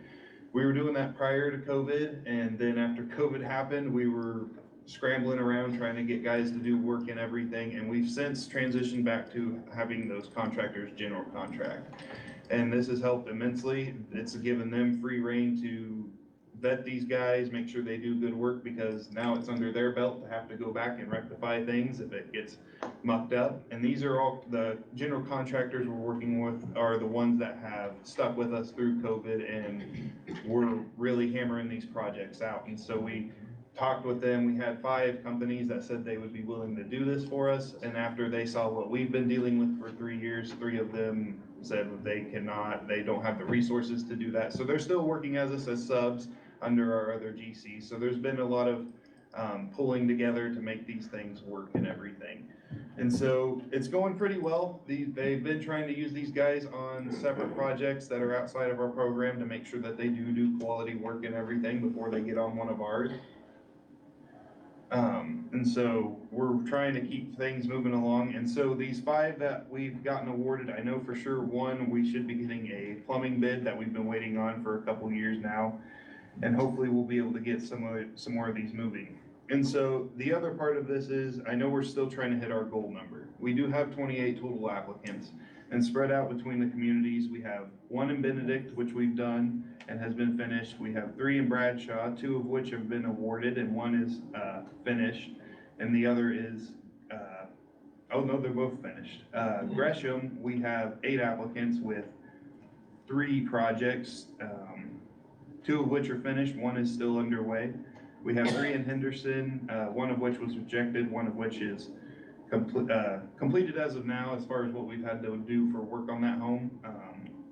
And then Lushton, McCool, Thayer, and Waco have not had any applications yet. And York has had 13. That gives us our total of 28. So what I would recommend at this time is that I have 5 applications that have been placed on hold. They've gone through the verification phase. They've been verified for their income. I've done inspections on their homes. We know what we need to do on them. And so as we move forward on this program, I would say my suggestion would be is that we take those 5 that have been vetted and made sure that they would qualify if we can get the numbers to match, and get them re-verified, make sure they still qualify and everything, since it has been quite a while since that we've done that for them, make sure their house has nothing new wrong with it, or we're still status quo, and we can try and get these projects moving. And the 4 that we do have being verified, we can start getting those moving again in lieu of these last 4 communities not getting us applications. We can still keep trying to push those communities so that way we still spread that wealth around, but this way we also can start making some more progress on the program as well. Right now, budget-wise, we're sitting at $229,100 left for housing rehab. 17,000 of that is still under contract and gonna be getting paid out soon once they finish their work. So it's a little bit closer to, 2011 or so. We still have, right now, around, I believe, 40,000 of housing management budget left, which is still over half. So that's pretty impressive too. This has been a pretty good project or program ongoing at this point. That's about where we're at with things right now. I did not have any projects to approve at this time. We do still have some 2019 programs ongoing, and contractors are trying to help finish those up so that way their money gets spent, and then we can really focus on 2020s like York counties. But we're still trying to keep things moving as much as we can. But while we've been trying to get applications in other communities, the timing has worked out kind of well for that. Ryan, not everybody's familiar with what you're doing. Could you just back up and tell everybody that's online or here in the audience what SEND is? Absolutely. What you're trying to do, then all these numbers and all these will begin to make sense, but right now it's just hot, you know. Absolutely, I wanted to Tell make us sure what's we, going on. I wanted to make sure we got the update there so you guys were aware of what's going on. So what I'm talking about for anybody who is watching, this is the owner occupied rehab program that is ongoing in York County. If you Google HUD income limits, it'll take you right to where you need to go. You can go to Nebraska, York County, and it will tell you what the income limits. And if your adjusted gross income from the previous year is under that number of the people in your household, go ahead and fill out an application. Even if you do live in York or Bradshaw or Benedict, the places we've already done work, I would encourage you to still fill out the application, because if we get through this program, we will have folks left over who did not get this assistance. It helps generate interest for the next round to potentially do another program. And what these programs are, is they are grant funded either through federal grant funds called CDBG, or they are trust funds from the state. And so that allows us to invest up to $24,999 into each home. The state has since raised their limit to $40,000 a home on the state-funded projects, and they are also no longer doing the CDBG. So this is a great chance if we can push this through and help get some folks the work that they need on their home. Some of the key components we do are roof, siding, windows, some foundation. Plumbing work has been a bit of a standstill, but it sounds like it's gonna start moving again. And so if any of those things apply to your home, I would encourage you to apply, because this is a great program. I myself applied for this program. That's how I got my job. I had a house that I bought for $4,000, and you can probably guess that it took more than the budget to get it up and running. So it's a great opportunity. I know a lot of folks are turned away because of the information you have to provide to us. I can comfortably tell you there's not a single person in that office that cares what you make, what your bank accounts say. We don't care in that aspect. We just want to help, and we're trying to spend this money. I love getting to spend the government's money, especially when it goes back to the people that have put forth. So if you're having a hard time getting your housework done, even if you don't want to check and see if you qualify income-wise on your own, fill out the application, send us what you need, and we'll get going to see if we can get you some work. And if we can't help you out this time around, hopefully we can get another program going where we can come back through. This has been a really successful one. I think we've generated enough interest to warrant another one. There's plenty of houses still around. I do try to cruise around once in a while I'm out here, just to take a gander, see how many more homes there are. There are plenty. So I always encourage people to keep applying. Fall City just blasted out the updated income limits on our marketing materials, and we went from 14 applicants to now about 50 some. And so it was very successful in that sense. And it was just a simple Facebook post, but then we've got other communities who are going out and blasting it all out and doing door-to-door mailers, and they can't get interest. And a lot of the times it's because of just a little concern with who we are and what we do. And so we are trying to work on being a little more communicative by being more involved with these meetings and stuff. Like I said, I know it's been a while since I've been here, and it's easy for people to forget what we do and who we are. So we're making strides to try and get these things going. We've got a lot of things in the works though. I'll spare everyone that fun stuff. And so just apply. There's no harm in it. That's what we're here for. So you can talk to Melanie Wilkinson, give her background on what your whole house rehab program is, where some general information so she can post it with links to you. So we Absolutely. can get this going in York County. Yeah, we for sure can. I'll have Nicole help me with that as soon as I get back to the office. Thank you. Ryan, I'd keep pushing, those communities, you mentioned 3 communities. The 2 of them are, the Lushton and Thayer, not to want to exclude them, but it's just gonna be tough to get any action there. But Waco, but I would also keep going on what we're doing. Perfect. To find an end, to the Yeah. project too, and then get ready for the Absolutely. next round, but, we appreciate, anybody have any other questions? Is there for a Ryan this match morning? required by the patron that is gonna work their house or anything? This is- Nope. So the only time anybody has to pay something is if the budget for the project does not cover the work. Say we got 26,000 instead of just 25. If they can foot that $1,000 bill, we're go. We also have resources to help them with that. We can partner them with USDA to get them a 1% home repair loan as well. It takes time, it all takes time, so if you have the patience and that time, go for it. And the only other time you would ever have to pay something back is if there is a 6-year lien period for the York County program. It's typically 5, but for some reason this one's 6. That lien is just filed on the house. It is a conditional deed. It only goes into effect if the homeowner tries to sell their home before that lien period is up.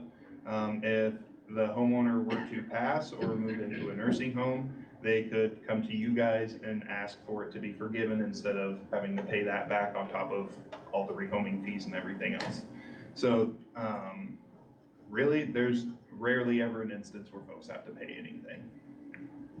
Thank you. Okay, thanks, Ryan. Awesome, yeah, no problem, thank you, folks. Yep, thanks for the Good update. to see you today. Okay, next up is meet with Matt, Region 5 Services. Morning, Matt. Good morning.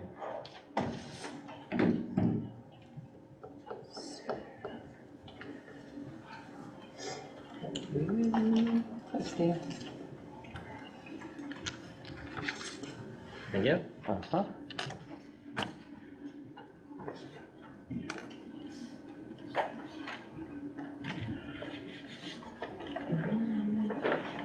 Thank you. Thank you.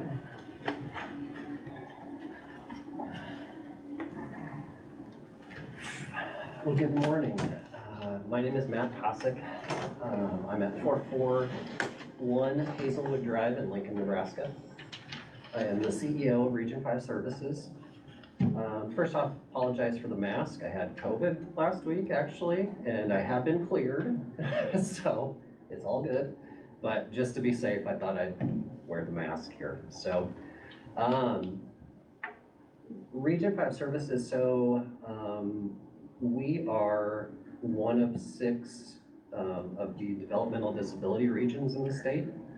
Our counterpart at Region 5 Systems, I know Patrick has been going around, Patrick Kreifels has been going around and doing county visits.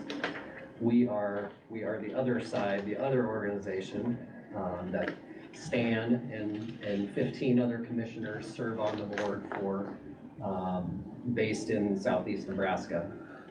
A little bit about Region 5. So we are the largest provider in Nebraska of DD supports, and we are the largest by quite a wide margin. Other regions are also large, not quite as large as what we do. We were set up back in the 70s, so back then there was no other option for individuals with disabilities. And at the time, county governments, state government came together to say, we need to provide some sort of outlet for individuals with disabilities to be in the community, and through it, our arrangement was set up. And it's very unique to have a political subdivision in the space of developmental disability provision. But that's a good thing. We are unique in that having elected officials serve on our board makes us public, and that provides more accountability for us. And because of that, we have, I feel, and I'm perhaps biased, but a better product that we offer, a better service that we offer because there is that transparency there. Here in York County, we serve 36 individuals living in the community. We have a couple of group homes and other arrangements where folks are living, but through the vast majority of those individuals are getting residential supports, We do have a day center, just a couple blocks from here. 52 employees in York County of Region 5. Overall, Region 5 has about 770 employees throughout southeast Nebraska. And throughout Nebraska, I should mention too, we support about 730 individuals total throughout the state. I like to highlight the employers in the county that employ individuals we support. You think about when I introduced myself, the first thing I said was that I'm the CEO of Region 5. And so you think about as we introduce ourselves, we identify with our jobs, with our roles, and individuals with disabilities tend to not get that same opportunity as others might. So I'm very grateful to the employers that we have and would encourage employment of those with disabilities as much as possible. Some of them, I know at Walmart, we have one individual that we support that has been over a 20-year employee at Walmart. So once they get the chance, they tend to be really good employees. A couple of other notes here. Our foundation, we donated $5,000 to the Parker Peyton Lane playground that just opened about a month ago. Additionally, we started a thing last year where we're offering direct grants to individuals with disabilities, 2 of which were awarded last year here in York for $8,300. What we found is that sometimes funding just doesn't exist for certain things.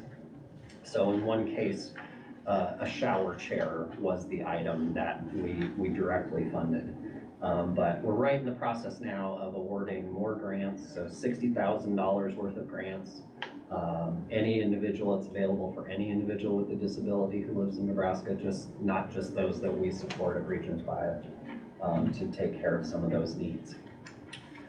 In your packet, page 2 is just kind of an overview snapshot of Region 5. It shows all of the supports that we offer and critical indicators. Some demographic information on those that we support. The next page is the funding request, the letter for funding. This amount has not changed in several years.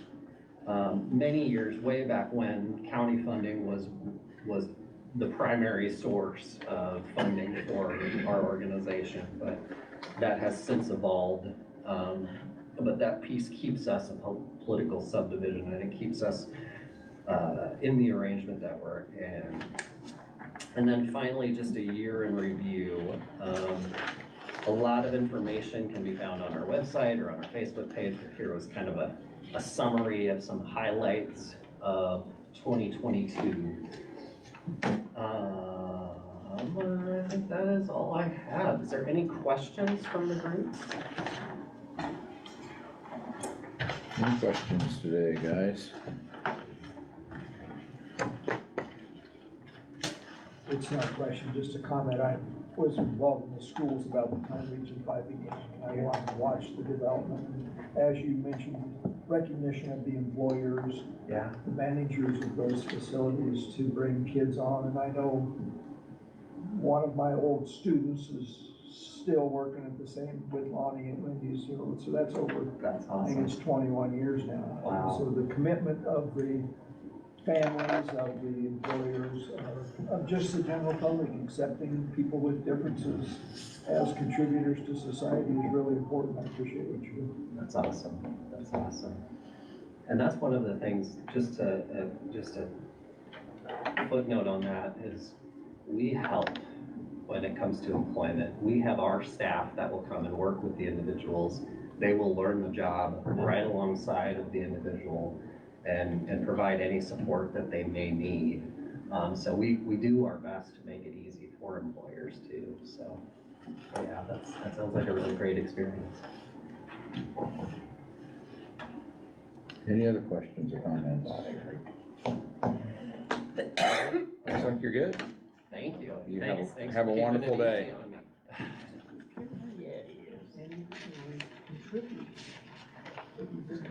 Without support, it wouldn't be successful.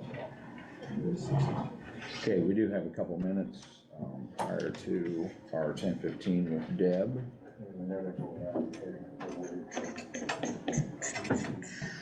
Why don't we just take this 5-minute recess and we'll come back at 10:15 and meet with Deb.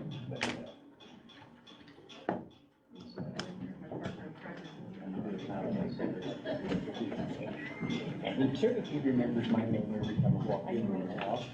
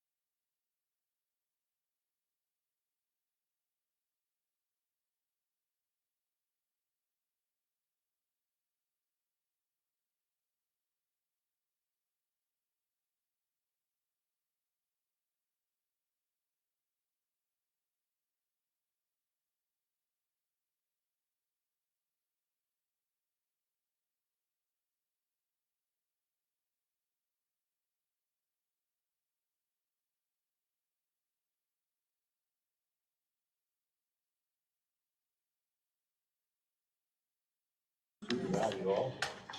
And, he was found all the checks. Okay. We will come back into session. And Deb, I know you said she was coming, but Buddy. you might get Emailed a, me this morning, talked about it. you might get a go it alone, huh? That's okay. Oh, there's Sue. Join me if you'd like, or you can take your breath. Are you used yourself already? No, we just Just got going. So I'm Deb Robertson, I'm the director of Kilgore Memorial Library here in York, and I reside at 1326 Meadow Lane here in town. I'm Sue Crawford, and I'm the city administrator of the city of York, and I reside at 1510 East Lawn Plaza Drive in York. Thank you.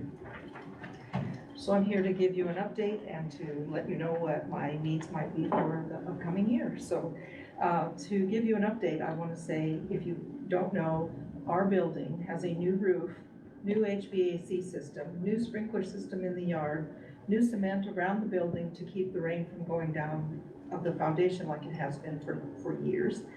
And we also dealt with people, it's like a track around the library. People walk all the time. So all those cracks and adjustments in the cement have been a boon. And not only that, but it makes now a patio area for us to host events outside on the building. Because when they replaced the cement, they made it wide enough so they don't have to mow around the columns that are out there anymore.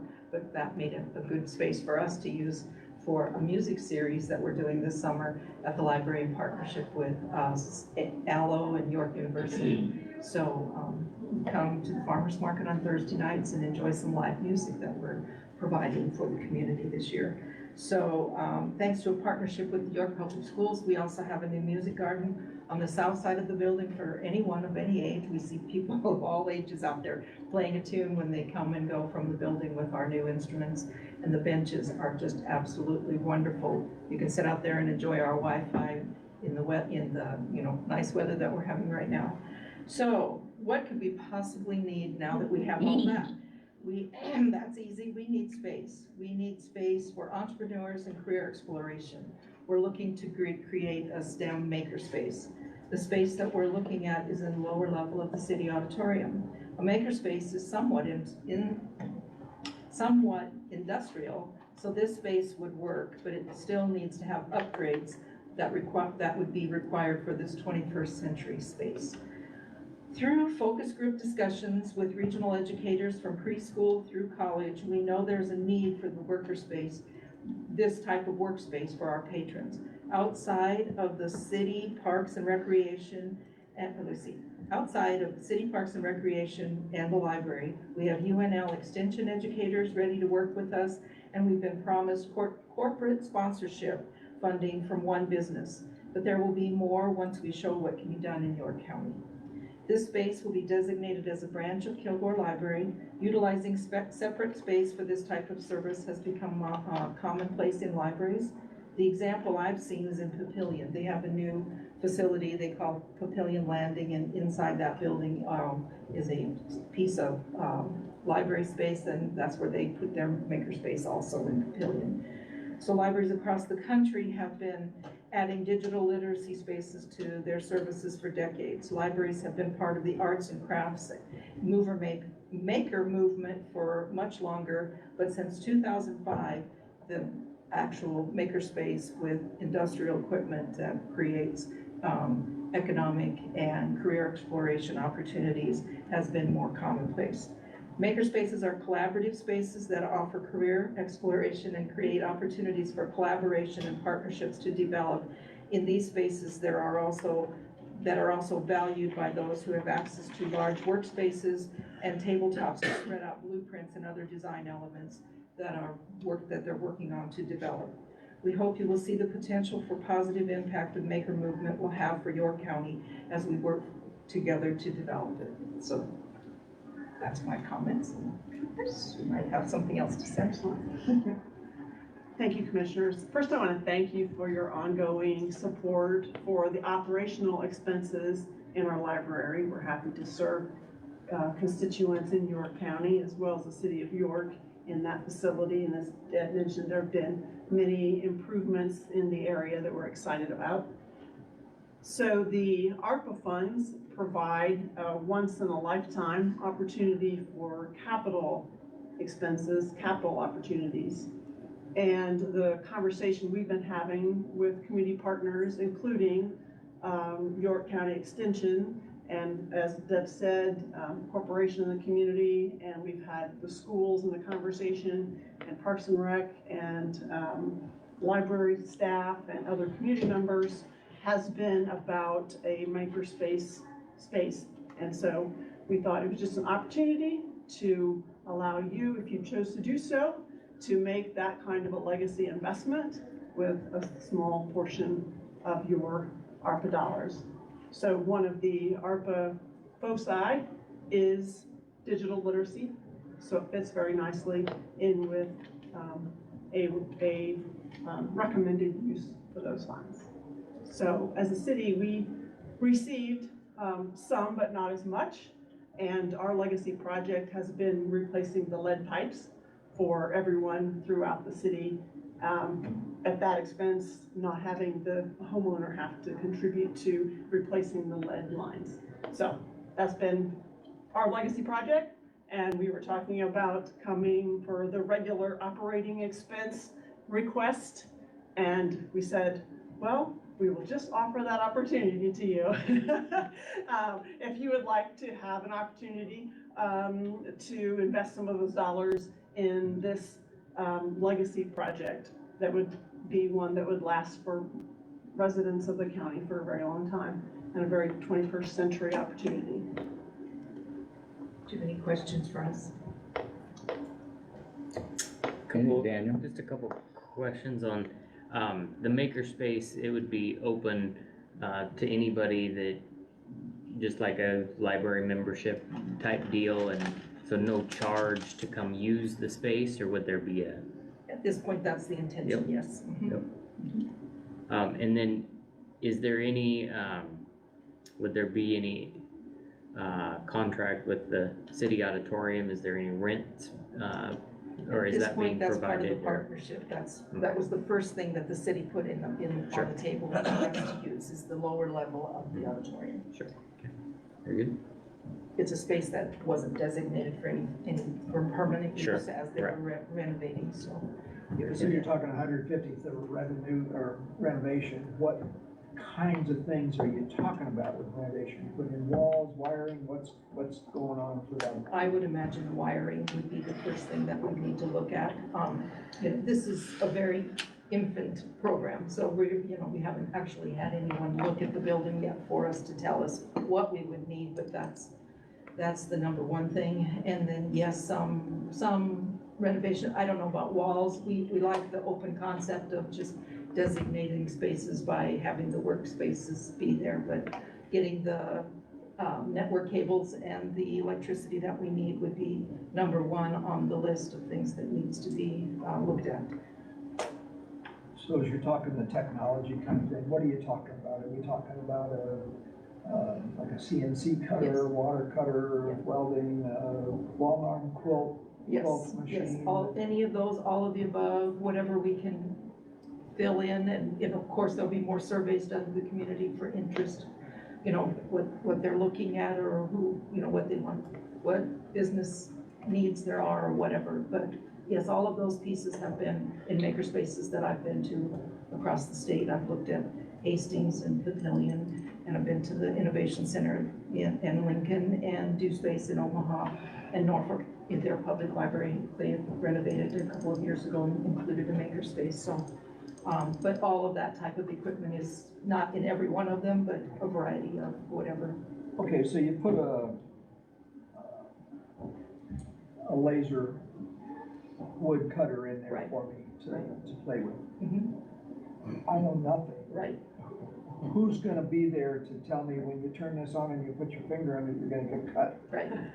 Right. There's every space I've seen, they have an in-service or training that you have to take before you can use, the equipment. To be provided by Yes, the current library, staff? yes, the library or city, whatever we come up with as a partnership with Parks and Rec, but right now my focus is on growing the library. And so, yes, I'm looking at having library staff, you know, another model that has been is, that we find community members that are interested enough to volunteer and adopt a piece of equipment that they become very knowledgeable in, and then whenever, you know, you can schedule time with the volunteer who would be there to help.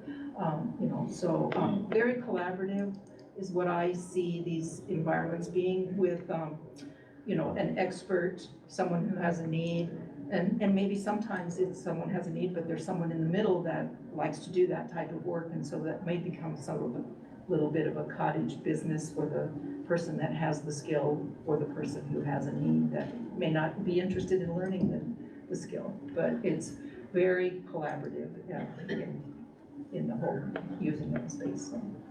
In our conversations, I think there have been conversations of what kinds of equipment could be purchased at different levels of resources, right? And so I think, as to reinforce what Deb said, it would be a community conversation about what kinds of equipment is affordable and manageable in terms of risk. So I think that would be a part of what that conversation would be. There have been conversations, like I said, with Extension and the school about opportunities for people to come in a supervised way. And we've had conversations about some kind of card access that people would have to demonstrate safety before they had access. So all of those have been conversations about what's the best way to move forward in a project that is the most efficient use of the resources, but also make sure they're used well and used safely. So you're talking $150,000 to remodel the building, but then you're talking $100,000 for equipment. Now, one piece of that equipment could be $80,000. Right, you know that. Is this the limit of, or is this the foundation, or is this just a piece of this whole project? So you're really talking a $5 million program. What do you know? Yeah. What's the big vision for when this is all done, rather than, okay, here's 10% or whatever? The big vision is to, you know, have that space filled with equipment that has been identified as requested by, you know, educators or whoever wants to give us input. Another piece is the state library had a IMLS, which is a federal grant a few years ago, where they bought equipment and had traveling maker spaces that went around to libraries. And so from that experience now, they have a database that anyone has access to, but I could share it, that shows what equipment has been used in those trial equipment pieces, and then what has actually been purchased by the libraries across the state. So, I mean, I have a resource that informs me, you know, this one versus that one, if it's the same piece of equipment, different model, who's more satisfied, or I could reach out to the libraries that have them and find out, you know, if there's issues that they could share with me, or if they're the best thing that they could have in their makerspace, you know. So there's a lot of collaboration even amongst librarians across the state with this topic right now, because it's very, very costly and very exciting, because it does bring in a new level of user for the library, but it also has an economic impact for the region that we serve, because jobs or businesses can be created in this environment, but also career exploration. You know, do I want to start paying a college to teach me how to use the software? That's another piece that we have to have someone, you know, it's still the laser cutter and all those other pieces are really printers or peripherals. It's the software that's on a computer that sits in the room somewhere. That is what is the largest learning curve, as far as I can tell. So, but there's a lot of possibilities there. I mean, we have Southeast Community Colleges that has been in one of our meetings also, and I would hope that they might pick that up as a place to offer some classes. And, you know, it's a collaborative space. I'm just the library person who is willing to take it on and develop it and grow it to whatever it can be. You know, I mean, we're still hoping for more corporate sponsors, you know, because if they want to grow employees, They may want to put something in this center that will help people learn a skill that meets the needs for their business. So it's exciting and it's a big jump, but it's a good thing. It is foundation, and that's upon which we can build. One of the corporate folks that's interested showed an example from another place where the corporation has headquarters. And, the space had some different areas that were sponsored by different of industries in the community that had things for kids to make or things for people to see that use that technology. So I think this is just the start, and then you hope that there are opportunities. We know of a particular corporation that's very interested in helping, and we would just keep applying for grants and applying for partnerships to grow it in areas that meet community interest. So this is the foundational request in the beginning. Right. But we would certainly see the county then as a partner that would have input and would be welcome to join us in our discussion, whatever you want to do. Any other questions? Just briefly, the budget request that you have for your annual operations. Overall, what is the overall budget of the library? I know that our request is 20,000. Right.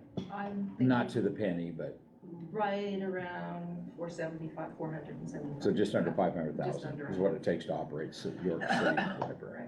Okay. And then as regard to this this $250,000 request for the makerspace, is the York City Council adding anything into their budget for this next year to be part of this also? We have, on our budget request list, personnel, hours that we would expect to go towards this venture should it occur. So a full-time equivalent employee. And then also we have in our budget, our regular auditorium expenses with, maintenance and other things. But nothing But nothing directly towards the specific. makerspace. And then I have a few, I never remember the word, seasonal workers, which I call interns, in my budget that I would certainly want to use some of those hours for, to get someone to run some workshops or something on how to use the equipment or how to learn what it's for, how to grow a career type out of using this type of technology. Okay. Anybody else? Thank you, ladies. Yes, Have a wonderful day. Thank you. Okay, at this time, we're going to recess as the Board of Commissioners, and we have the Board of Equalization meeting to attend to. So roll call, please. Brooks, Present? Bear, Here. Hager, Sykes, Present. Colomar. Present. And open meetings law is posted on the south side of our chambers.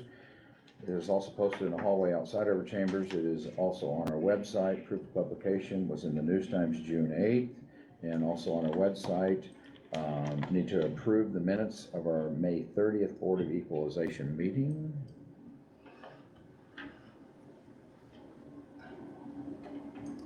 Move to approve the minutes. Thank you, Stan. Second? Thank you. Any other discussion? Roll call, please. Bear, Yes. Brooks, Yes. Sykes, Yes. Ziegler, Yes. Colomar. Yes, and adopt today's agenda. Second. Thank you. Any other discussion? Roll call, please. Ziegler, Yes. Sykes, Yes. Brooks, Yes. Bear, Yes. Colomar. Yes, Kurt. Morning, gentlemen. Kurt Bolgren, York County Assessor, here to present some tax list corrections to you guys this morning. These are personal property corrections that we have for you today, not real estate. And the first one, 123P, that was, there's some items incorrectly added to that personal property return. So you can see the corrected amount there.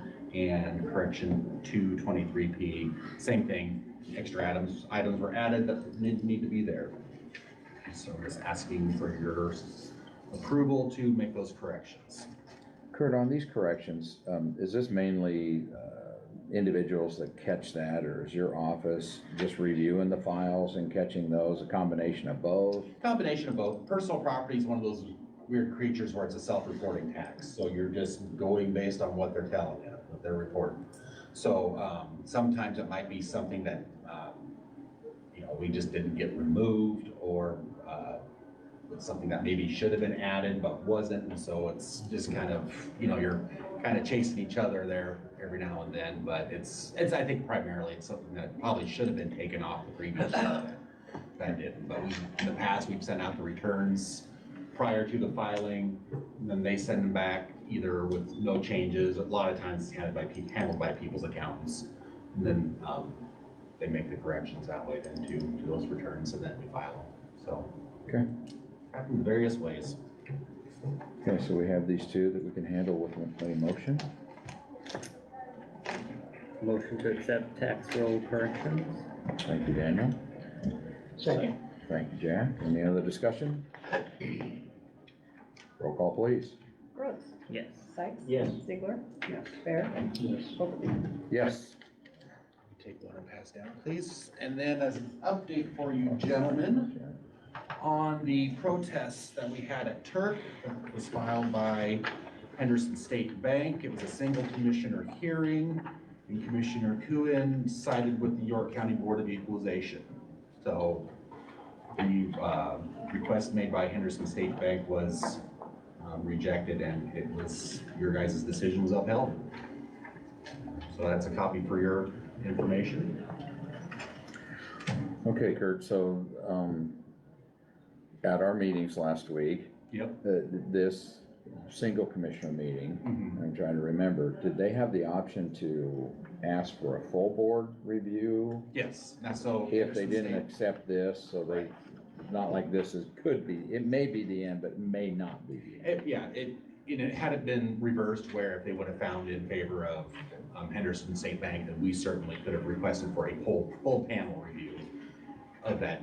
And then at that point, then it gets to be a little more of a legal-ish type of proceeding where the attorneys can kind of get involved, because those are things that can be appealed then to, I think it's probably Court of Appeals, I believe. So yeah, I mean, they have every right to appeal. I'm not sure if they have a window of time where There they was a can make time that frame. decision, maybe 30 days or something. So yeah, we'll see what happens the next 30 days. Okay. So taxpayers are coming in at the moment, between homestead exemptions need to be filed by the end of the month, so we've been helping people with that. And then we sent some notices out June 1st, so we've been getting some inquiries about that. We did just redo a commercial reappraisal, had that done last year. We entered all that information in. We had a lot of questions on why the changes on commercial properties. So there's gonna be some protests, so you guys are aware, but there's some of the things that we're gonna be able to handle. That, yeah, I see what they're, I agree with them that we should probably, we being you, should make those changes, so. So we talked just briefly, I did a little bit in committee hearings about the fact that the equalization was all that. The assessment value that you put on products is what you've done through your due diligence and through the process that you use. And I believe me and you had that conversation too, that you're gonna explain that process at our first protest hearings. Right. To let everybody know the process you use to value their property throughout the county. Mm-hmm. And then really all we're touching on is the burden is on them to prove that it isn't equal to them somehow. Right. It's not necessarily the value, it's the equal part that we're really touching on. And you're gonna be prepared to do that at the first protest hearing. Explain your process, so you're gonna dumb it down so we can understand it. Well, I need to understand it first. Okay. And that's part, and I'm not trying to make excuses or anything, but I'm working with values that I didn't necessarily set all these either, so I'm in my first year trying to figure some of these things out too, but we're working through it. The taxpayers are great, working with them. I think a lot of people come in just want to know, like I said, why to go up, why to go, one call, why to go down. One call, can't believe it, so. But knowing who called, I can believe it. Yeah. Okay, thank you, Kurt. Yep. Anything else, gentlemen? Otherwise, I think we have our first group of protests at your next meeting, so those will be the easy we'll figure out the time frame on. Yeah, and those are the ones that we, I don't think anyone's gonna come in on those because those are ones that I've agreed, yeah, we need to make those changes. Okay. So do the easy ones first. All right. Anybody else have anything? All right, thank you. Thanks, Kurt.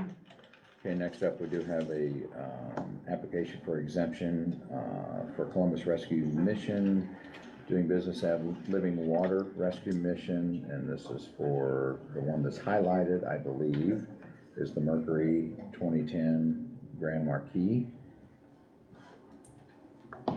And it's one of their fleet of 4, looks like, and it did get an approval from Treasurer Megan Williams.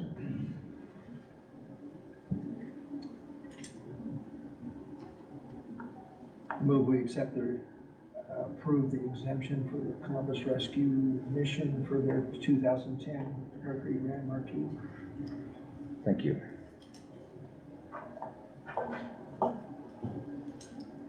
Second. Thank you. Any other discussion? Roll call, please. Ziegler. Yes. Bear. Yes. Rhodes. Yes. Sykes. Yes. Overbaugh. Yes. Okay, and we will adjourn as the Board of Equalization. We'll jump back up into the Board of Commissioners. And we're just a couple minutes early, but I do see representatives in the back of Glenwood. So if you guys and gals would like to come forward, name and address if you would, please, as we start. Well, I'm Allison Fritchie. I'm with the Sales and the Public Relations Department at Glenwood, and this is Aaron Westcoat, and he's our mapping specialist and mapping coordinator for Glenwood. We appreciate your time today, so it was nice to meet some of you last week at NACO. So our purpose of being here today is that we are hopeful to get your approval to write us a letter of recommendation for a project that we're currently working on in York County. And then just kind of start building a relationship with you as the York County Commissioners, and then maybe come back down the road for some future potential partnership through broadband expansion, which is a big topic right now in the state of Nebraska.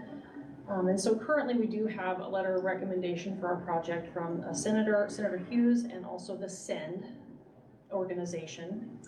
And I'll talk a little bit about that project, but first, if you're not familiar with Glenwood, I thought I'd just give you a little bit of our history so you kind of know where we come from, how we started, and how we got to where we are now sitting here with you at York County. Glenwood actually laid their first phone line before we became Glenwood in 1897 in Blue Hill, Nebraska, from the banker's house to the bank. And then in the early 1900s, I believe around 1903, is when they installed the first switch, and it was just a generic telephone company is what it was called. So in the 50s, we actually became Glenwood Telephone Membership Corporation, and we are a co-op. We have a board of directors, and we're owned by our members. So in the 90s, the board of directors, who seems to be very forward-thinking along with our management team, said, hey, maybe we should start not only providing telephone and cable TV, but maybe we should also provide this internet thing. So we decided to provide internet, and that was a DSL service. And then shortly after that, early 2000s, our board of directors said, hey, in our membership corporation, maybe we should put in this fiber optic, which seems to be the forthcoming technology, so all of our members have the latest internet service. So we did, in the areas where we're the incumbent provider, incumbent local exchange carrier, we did then build fiber optic to all of our members' homes and businesses within our ILEC. Our ILEC area is Blue Hill, Nebraska, Holstein, Roseland, then jump over to Phelps County to Funk. And then also we purchased a telephone company on the north side of Lake McConaughey about 8 years ago. Yep. And so that's also now part of our incumbent territories. So also, as we kind of learned about 10 years ago that we would need to be forward thinking outside of our territories to expand in order to remain a relevant company into the future. So we decided to then overbuild some smaller communities. Our focus is the rural parts of Nebraska that are underserved or unserved.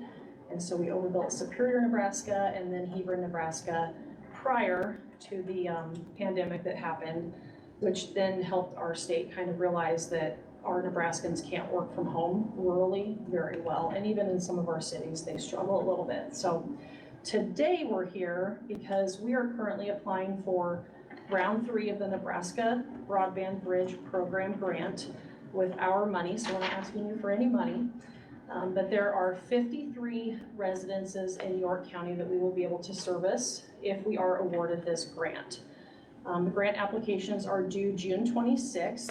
We, however, will submit ours on June 21st, which then allows that committee time to look through our application and then make sure that everything was submitted correctly. Otherwise, if you submit it on the 26th and you're missing a piece, it's very likely that you could lose that opportunity. So have you guys seen a map of the area that we're referencing? You had sent that in our materials. Does anybody need a copy? Does anybody need a hard copy that we want to look at? Would you guys like a hard copy? Sure.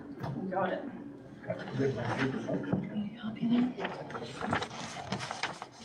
Thank you. You're welcome. Just one. Yeah, that's fine. I got it You right got up it here pulled on up, mine okay? too. Or if you want to look at Thank it. you. I looked at it. Okay. Mapping specialist needs one too. Yeah. Sorry. Okay, so this, you'll see the red dots are the areas that we will be able to serve if we are awarded this grant. And then in that case, this is Windstream territory currently, and it is considered unserved, which unserved means that they are not able to receive more than 25 megabit per second download and 3 megabit per second upload. If we are successful in acquiring this grant, the minimum speed that we'll be able to offer, the lowest, is 300 megabit per second down, 150 megabit per second up. And then the fastest tier that we offer right now is a gigabit, which is 1,000 megabit per second down, and then 500 meg up. And I have some pricing cards that I'll hand out here at the end too, so you can look at those. And again, we're not asking for any funds from York County, but just your blessing and that letter of recommendation towards this project, as that would strengthen the application for us and just help us stand out when they're reviewing that process. So, and then if we are successful in achieving this, it's all a buried fiber infrastructure, so all buried underground.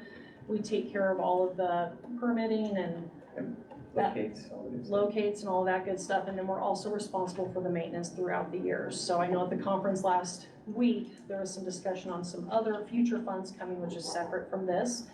And they were talking about maintenance fees and stuff like that, but right at this time, all of that is Glenwood's responsibility, so. And then, of course, we would keep in communication with you as the commissioners respectfully if we do receive that grant, and then we would plan to start in spring of 2024. We won't find out until December 6th is when they actually announce who is awarded the grants, so. So do you think you guys would be willing to write us a letter of recommendation towards that project, or what questions can I make, or can we answer for you? So the grant process is part of a pool of money Mhm. that I believe we heard at the meeting is it 20 million? Correct. For the whole state of Nebraska? That's correct. Okay, and this is the third round? That's correct. And have you been part of round 1 and 2 also? We have successfully. So round 1 and 2, we worked with Fillmore County, and then round 2, we worked with Phelps County as well, and then more in Franklin County. And then the dollars amount that could be awarded, what is the dollar amount on this project? So this project, we're looking at around a $900,000 bill. And it is a 75-25, so we will put in 25, and then we'll ask for that 75 matching back, which is an awesome opportunity to have funds expanded into an amount that would be hard to just come up with on our own. And I cannot imagine that the people would not like this down in that area, but has there been some conversation with the residents of, you've got them marked out here, and the one that stands out to me obviously is little community of Sachs Lake that's down there. Have you had conversations with them? I personally not, but I do believe that we've sent out a letter asking for speed tests. So we have not had one-on-one yet, but if we do get the grant, then we will have those one-on-one conversations about what it is and the education of it, because that does take a little bit of time too. Okay. And are you aware of anything different on that? No, sounds right. Well, when we look at the underserved, and now we're talking about possibly 300 megabyte, and, I would think that would be a big part of it. You said you were gonna pass out some cost cards. Is that part of the grant application also? We will submit this, they That'll be on do. there, yep. They ask for what our pricing structures are. Business is on the top and then residential is on the bottom. And this is our standard pricing in all of the areas that we service.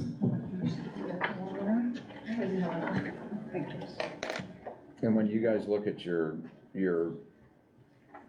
grant applications, as we see that, you know, the town of McCool is within a mile of where you would be laying fiber, are you predominantly rural in sense versus going into communities? Right, great question. So with the grant application, it's a 75-25 if you're in the rural, unserved, not underserved, but unserved territories. So just to define those two words, by the way, underserved, you can receive 26 meg or more.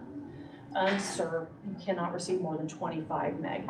So we're looking at unserved only, no underserved, because underserved, if we add any of those that are higher than the 25 meg, that will cause us a conflict with the application process, because they're giving preferential to unserved over There's underserved. a point system Yeah. that they go by, and if you can find a grant with all of them that are unserved, there's an extra 300 bonus points. And anybody who got that in the last round of applications all won. And if we go If you had into, anybody that wasn't, you didn't win. and there is still a challenge process too, which we'll submit this application and there's possibilities that will be challenged by other providers that say they are meeting the requirements and that these residences are not unserved, but they will have to provide proof of that. But to answer your question on McCool, at this time, we will not be going into McCool because if you go into a community, then that grant becomes a 50-50 rather than a 75-25. And as business people, I think we all understand we would like to try to really get the most bang for that buck. Now, going into McCool is something we would like to do at some point, but we will have to wait for the appropriate timing on that. Okay. So when you look at number one here, how close are you to that now? The With blue, your we see a fiber? blue line right below. Yeah. That's where we're at right now. You're that far? Correct. Wow. I don't know how much fiber we have in the ground, but I've always been, I don't know if you know, I'm not trying to put you on the spot, I do, but off the top of my head, I don't. I've always been really proud to work at Glenwood because we are, you know, we have less than 40 employees in our company, but our territory is growing and we're able to do it keep up with it very well and do a really good job with it, but it's all our own fiber. So we're not sharing with anybody or running on Windstream or, you know, another provider's fiber. It's all our own fiber, all buried, except for in some communities where we do have aerial fiber. And for a company in southeast Nebraska to be able to do that, it's pretty awesome. And a lot of those companies are not able to maintain that. And so I'm really proud of the fact that we've had quite a bit of growth and this grant opportunity is nice as well. So are you going down road ditches, you know, are you trying to get easement across properties, you know, how are you making your connections to? Customers? 1, 2, 3, 4? You would, so normally in other, I don't know how York County is, but we just got done with Phelps County, we're on the side of the road, and then you'd get to the back of the right of way and set an enclosure, and then from there, that's where a drop would go to a house.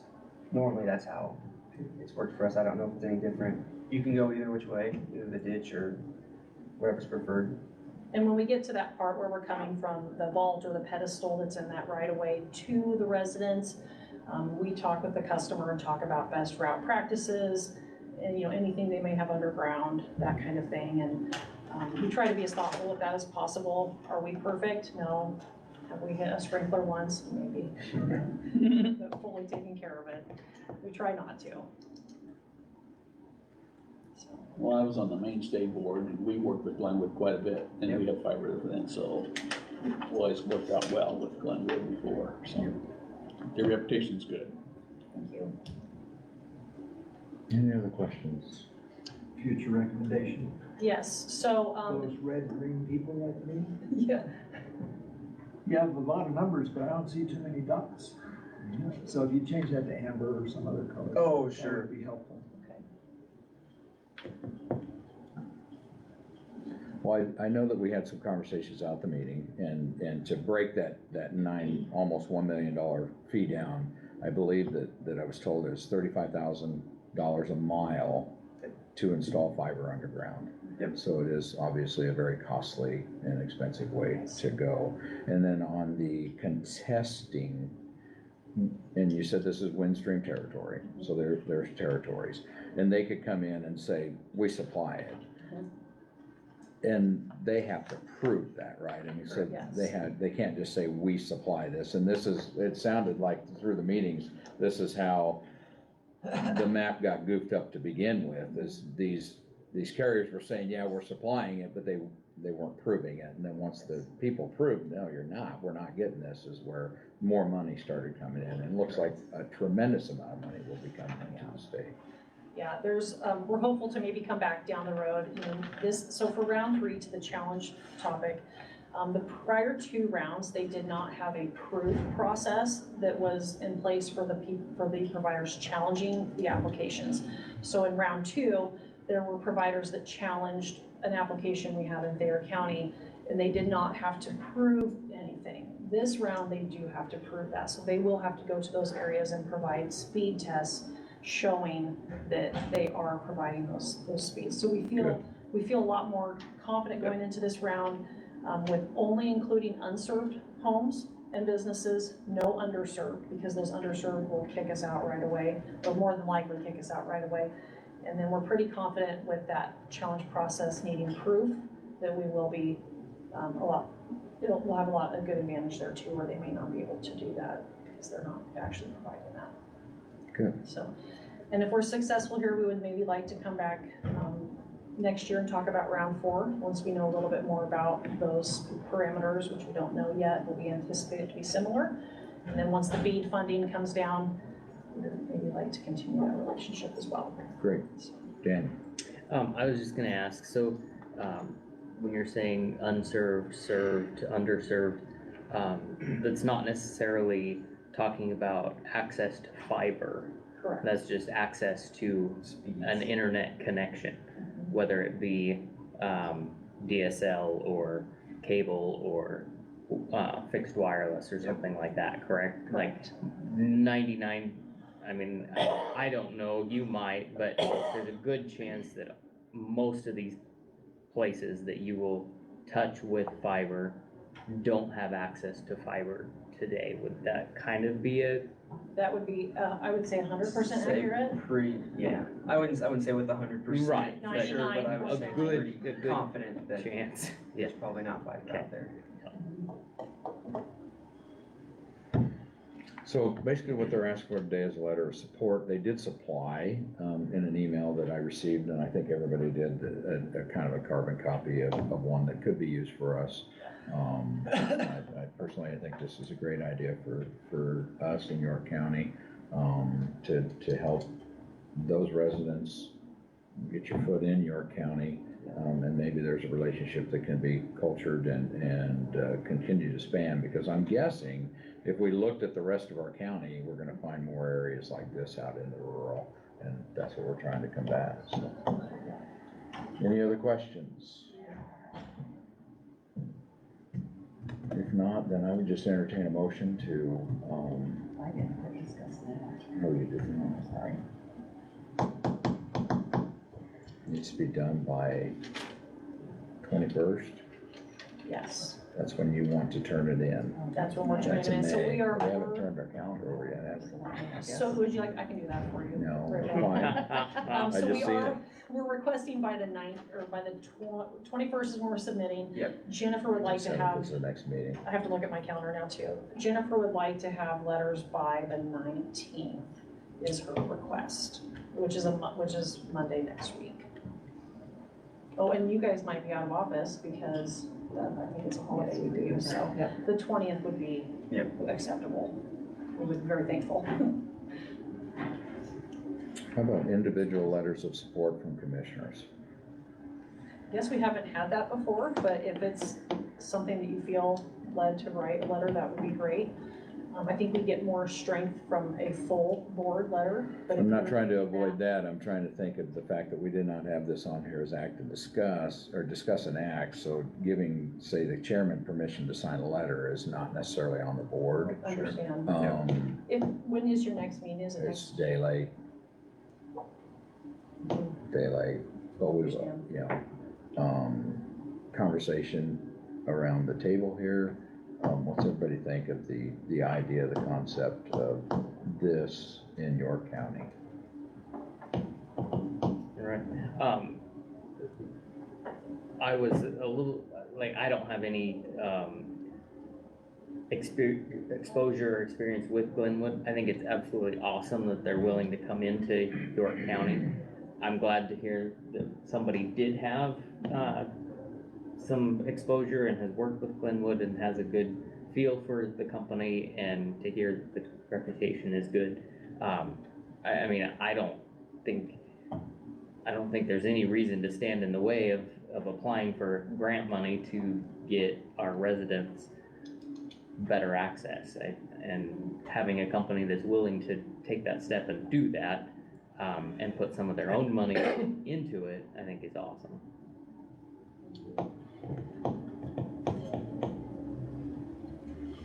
Well, Thank you. I'm gonna go for it. Okay. My opinion. Well, they're gonna go for it. They're gonna Endorse put it, I just guess I'm a saying. letter of support from us. Yeah. I'll That would visit, be great. I'll visit with, our county attorney's office and see if we can, how we can come up with, the best route to do this. Thank you. To come up with that. Well, and if we look at this map, we can see that the Henderson area's reached out and done this a long time ago, and there's a good, but you look at the rest of the county, there's a big void if you get outside of York. And so Right. it is a need that, in my opinion, needs to be filled. And the sooner we do it, the better our county residents are gonna be. Well, I think it's better when a private company or co-op is willing to do it rather than have the government do it, Right. And my if you would opinion. like any references for other county commissioners, I'd be happy to pass that along as well, from specifically Phelps County, Thayer County, Fillmore County, Franklin County. Our reputation is extremely important to us. We can't be small like we are and be relevant if we're not any good. No, we worked with them for so many years. I mean, I was on the board at Mainstay, and the tremendous working relationship. Okay. Well, we appreciate you coming in, and what I would like to do is, I would like to see you come back again, way ahead. You know, we still have ARPA, that we have not designated all of it yet, and I know through the conversation that we talked about, if a local government gets involved, that's just another point system that would look in favor. And maybe that next piece, if we're talking about more federal money, you guys have some and we have some to put with it, maybe we could cover a bigger area than this then too. What would be ideal is when we come up on that, we're too close in time for round 3, otherwise we may have approached it that way with you Right. guys. But for round 4, when we do know those parameters, which will be around the 1st of next year, we would like to come back and with a map and say, here's a bigger area, or here's this specific area of York County, and we're willing to do this, what would you be willing to do as a county? That'd be great. We would appreciate that, so. Okay. Thank you. I'm gonna All hand right. out my business card before we leave. All so right, guys thank know you. Who was here.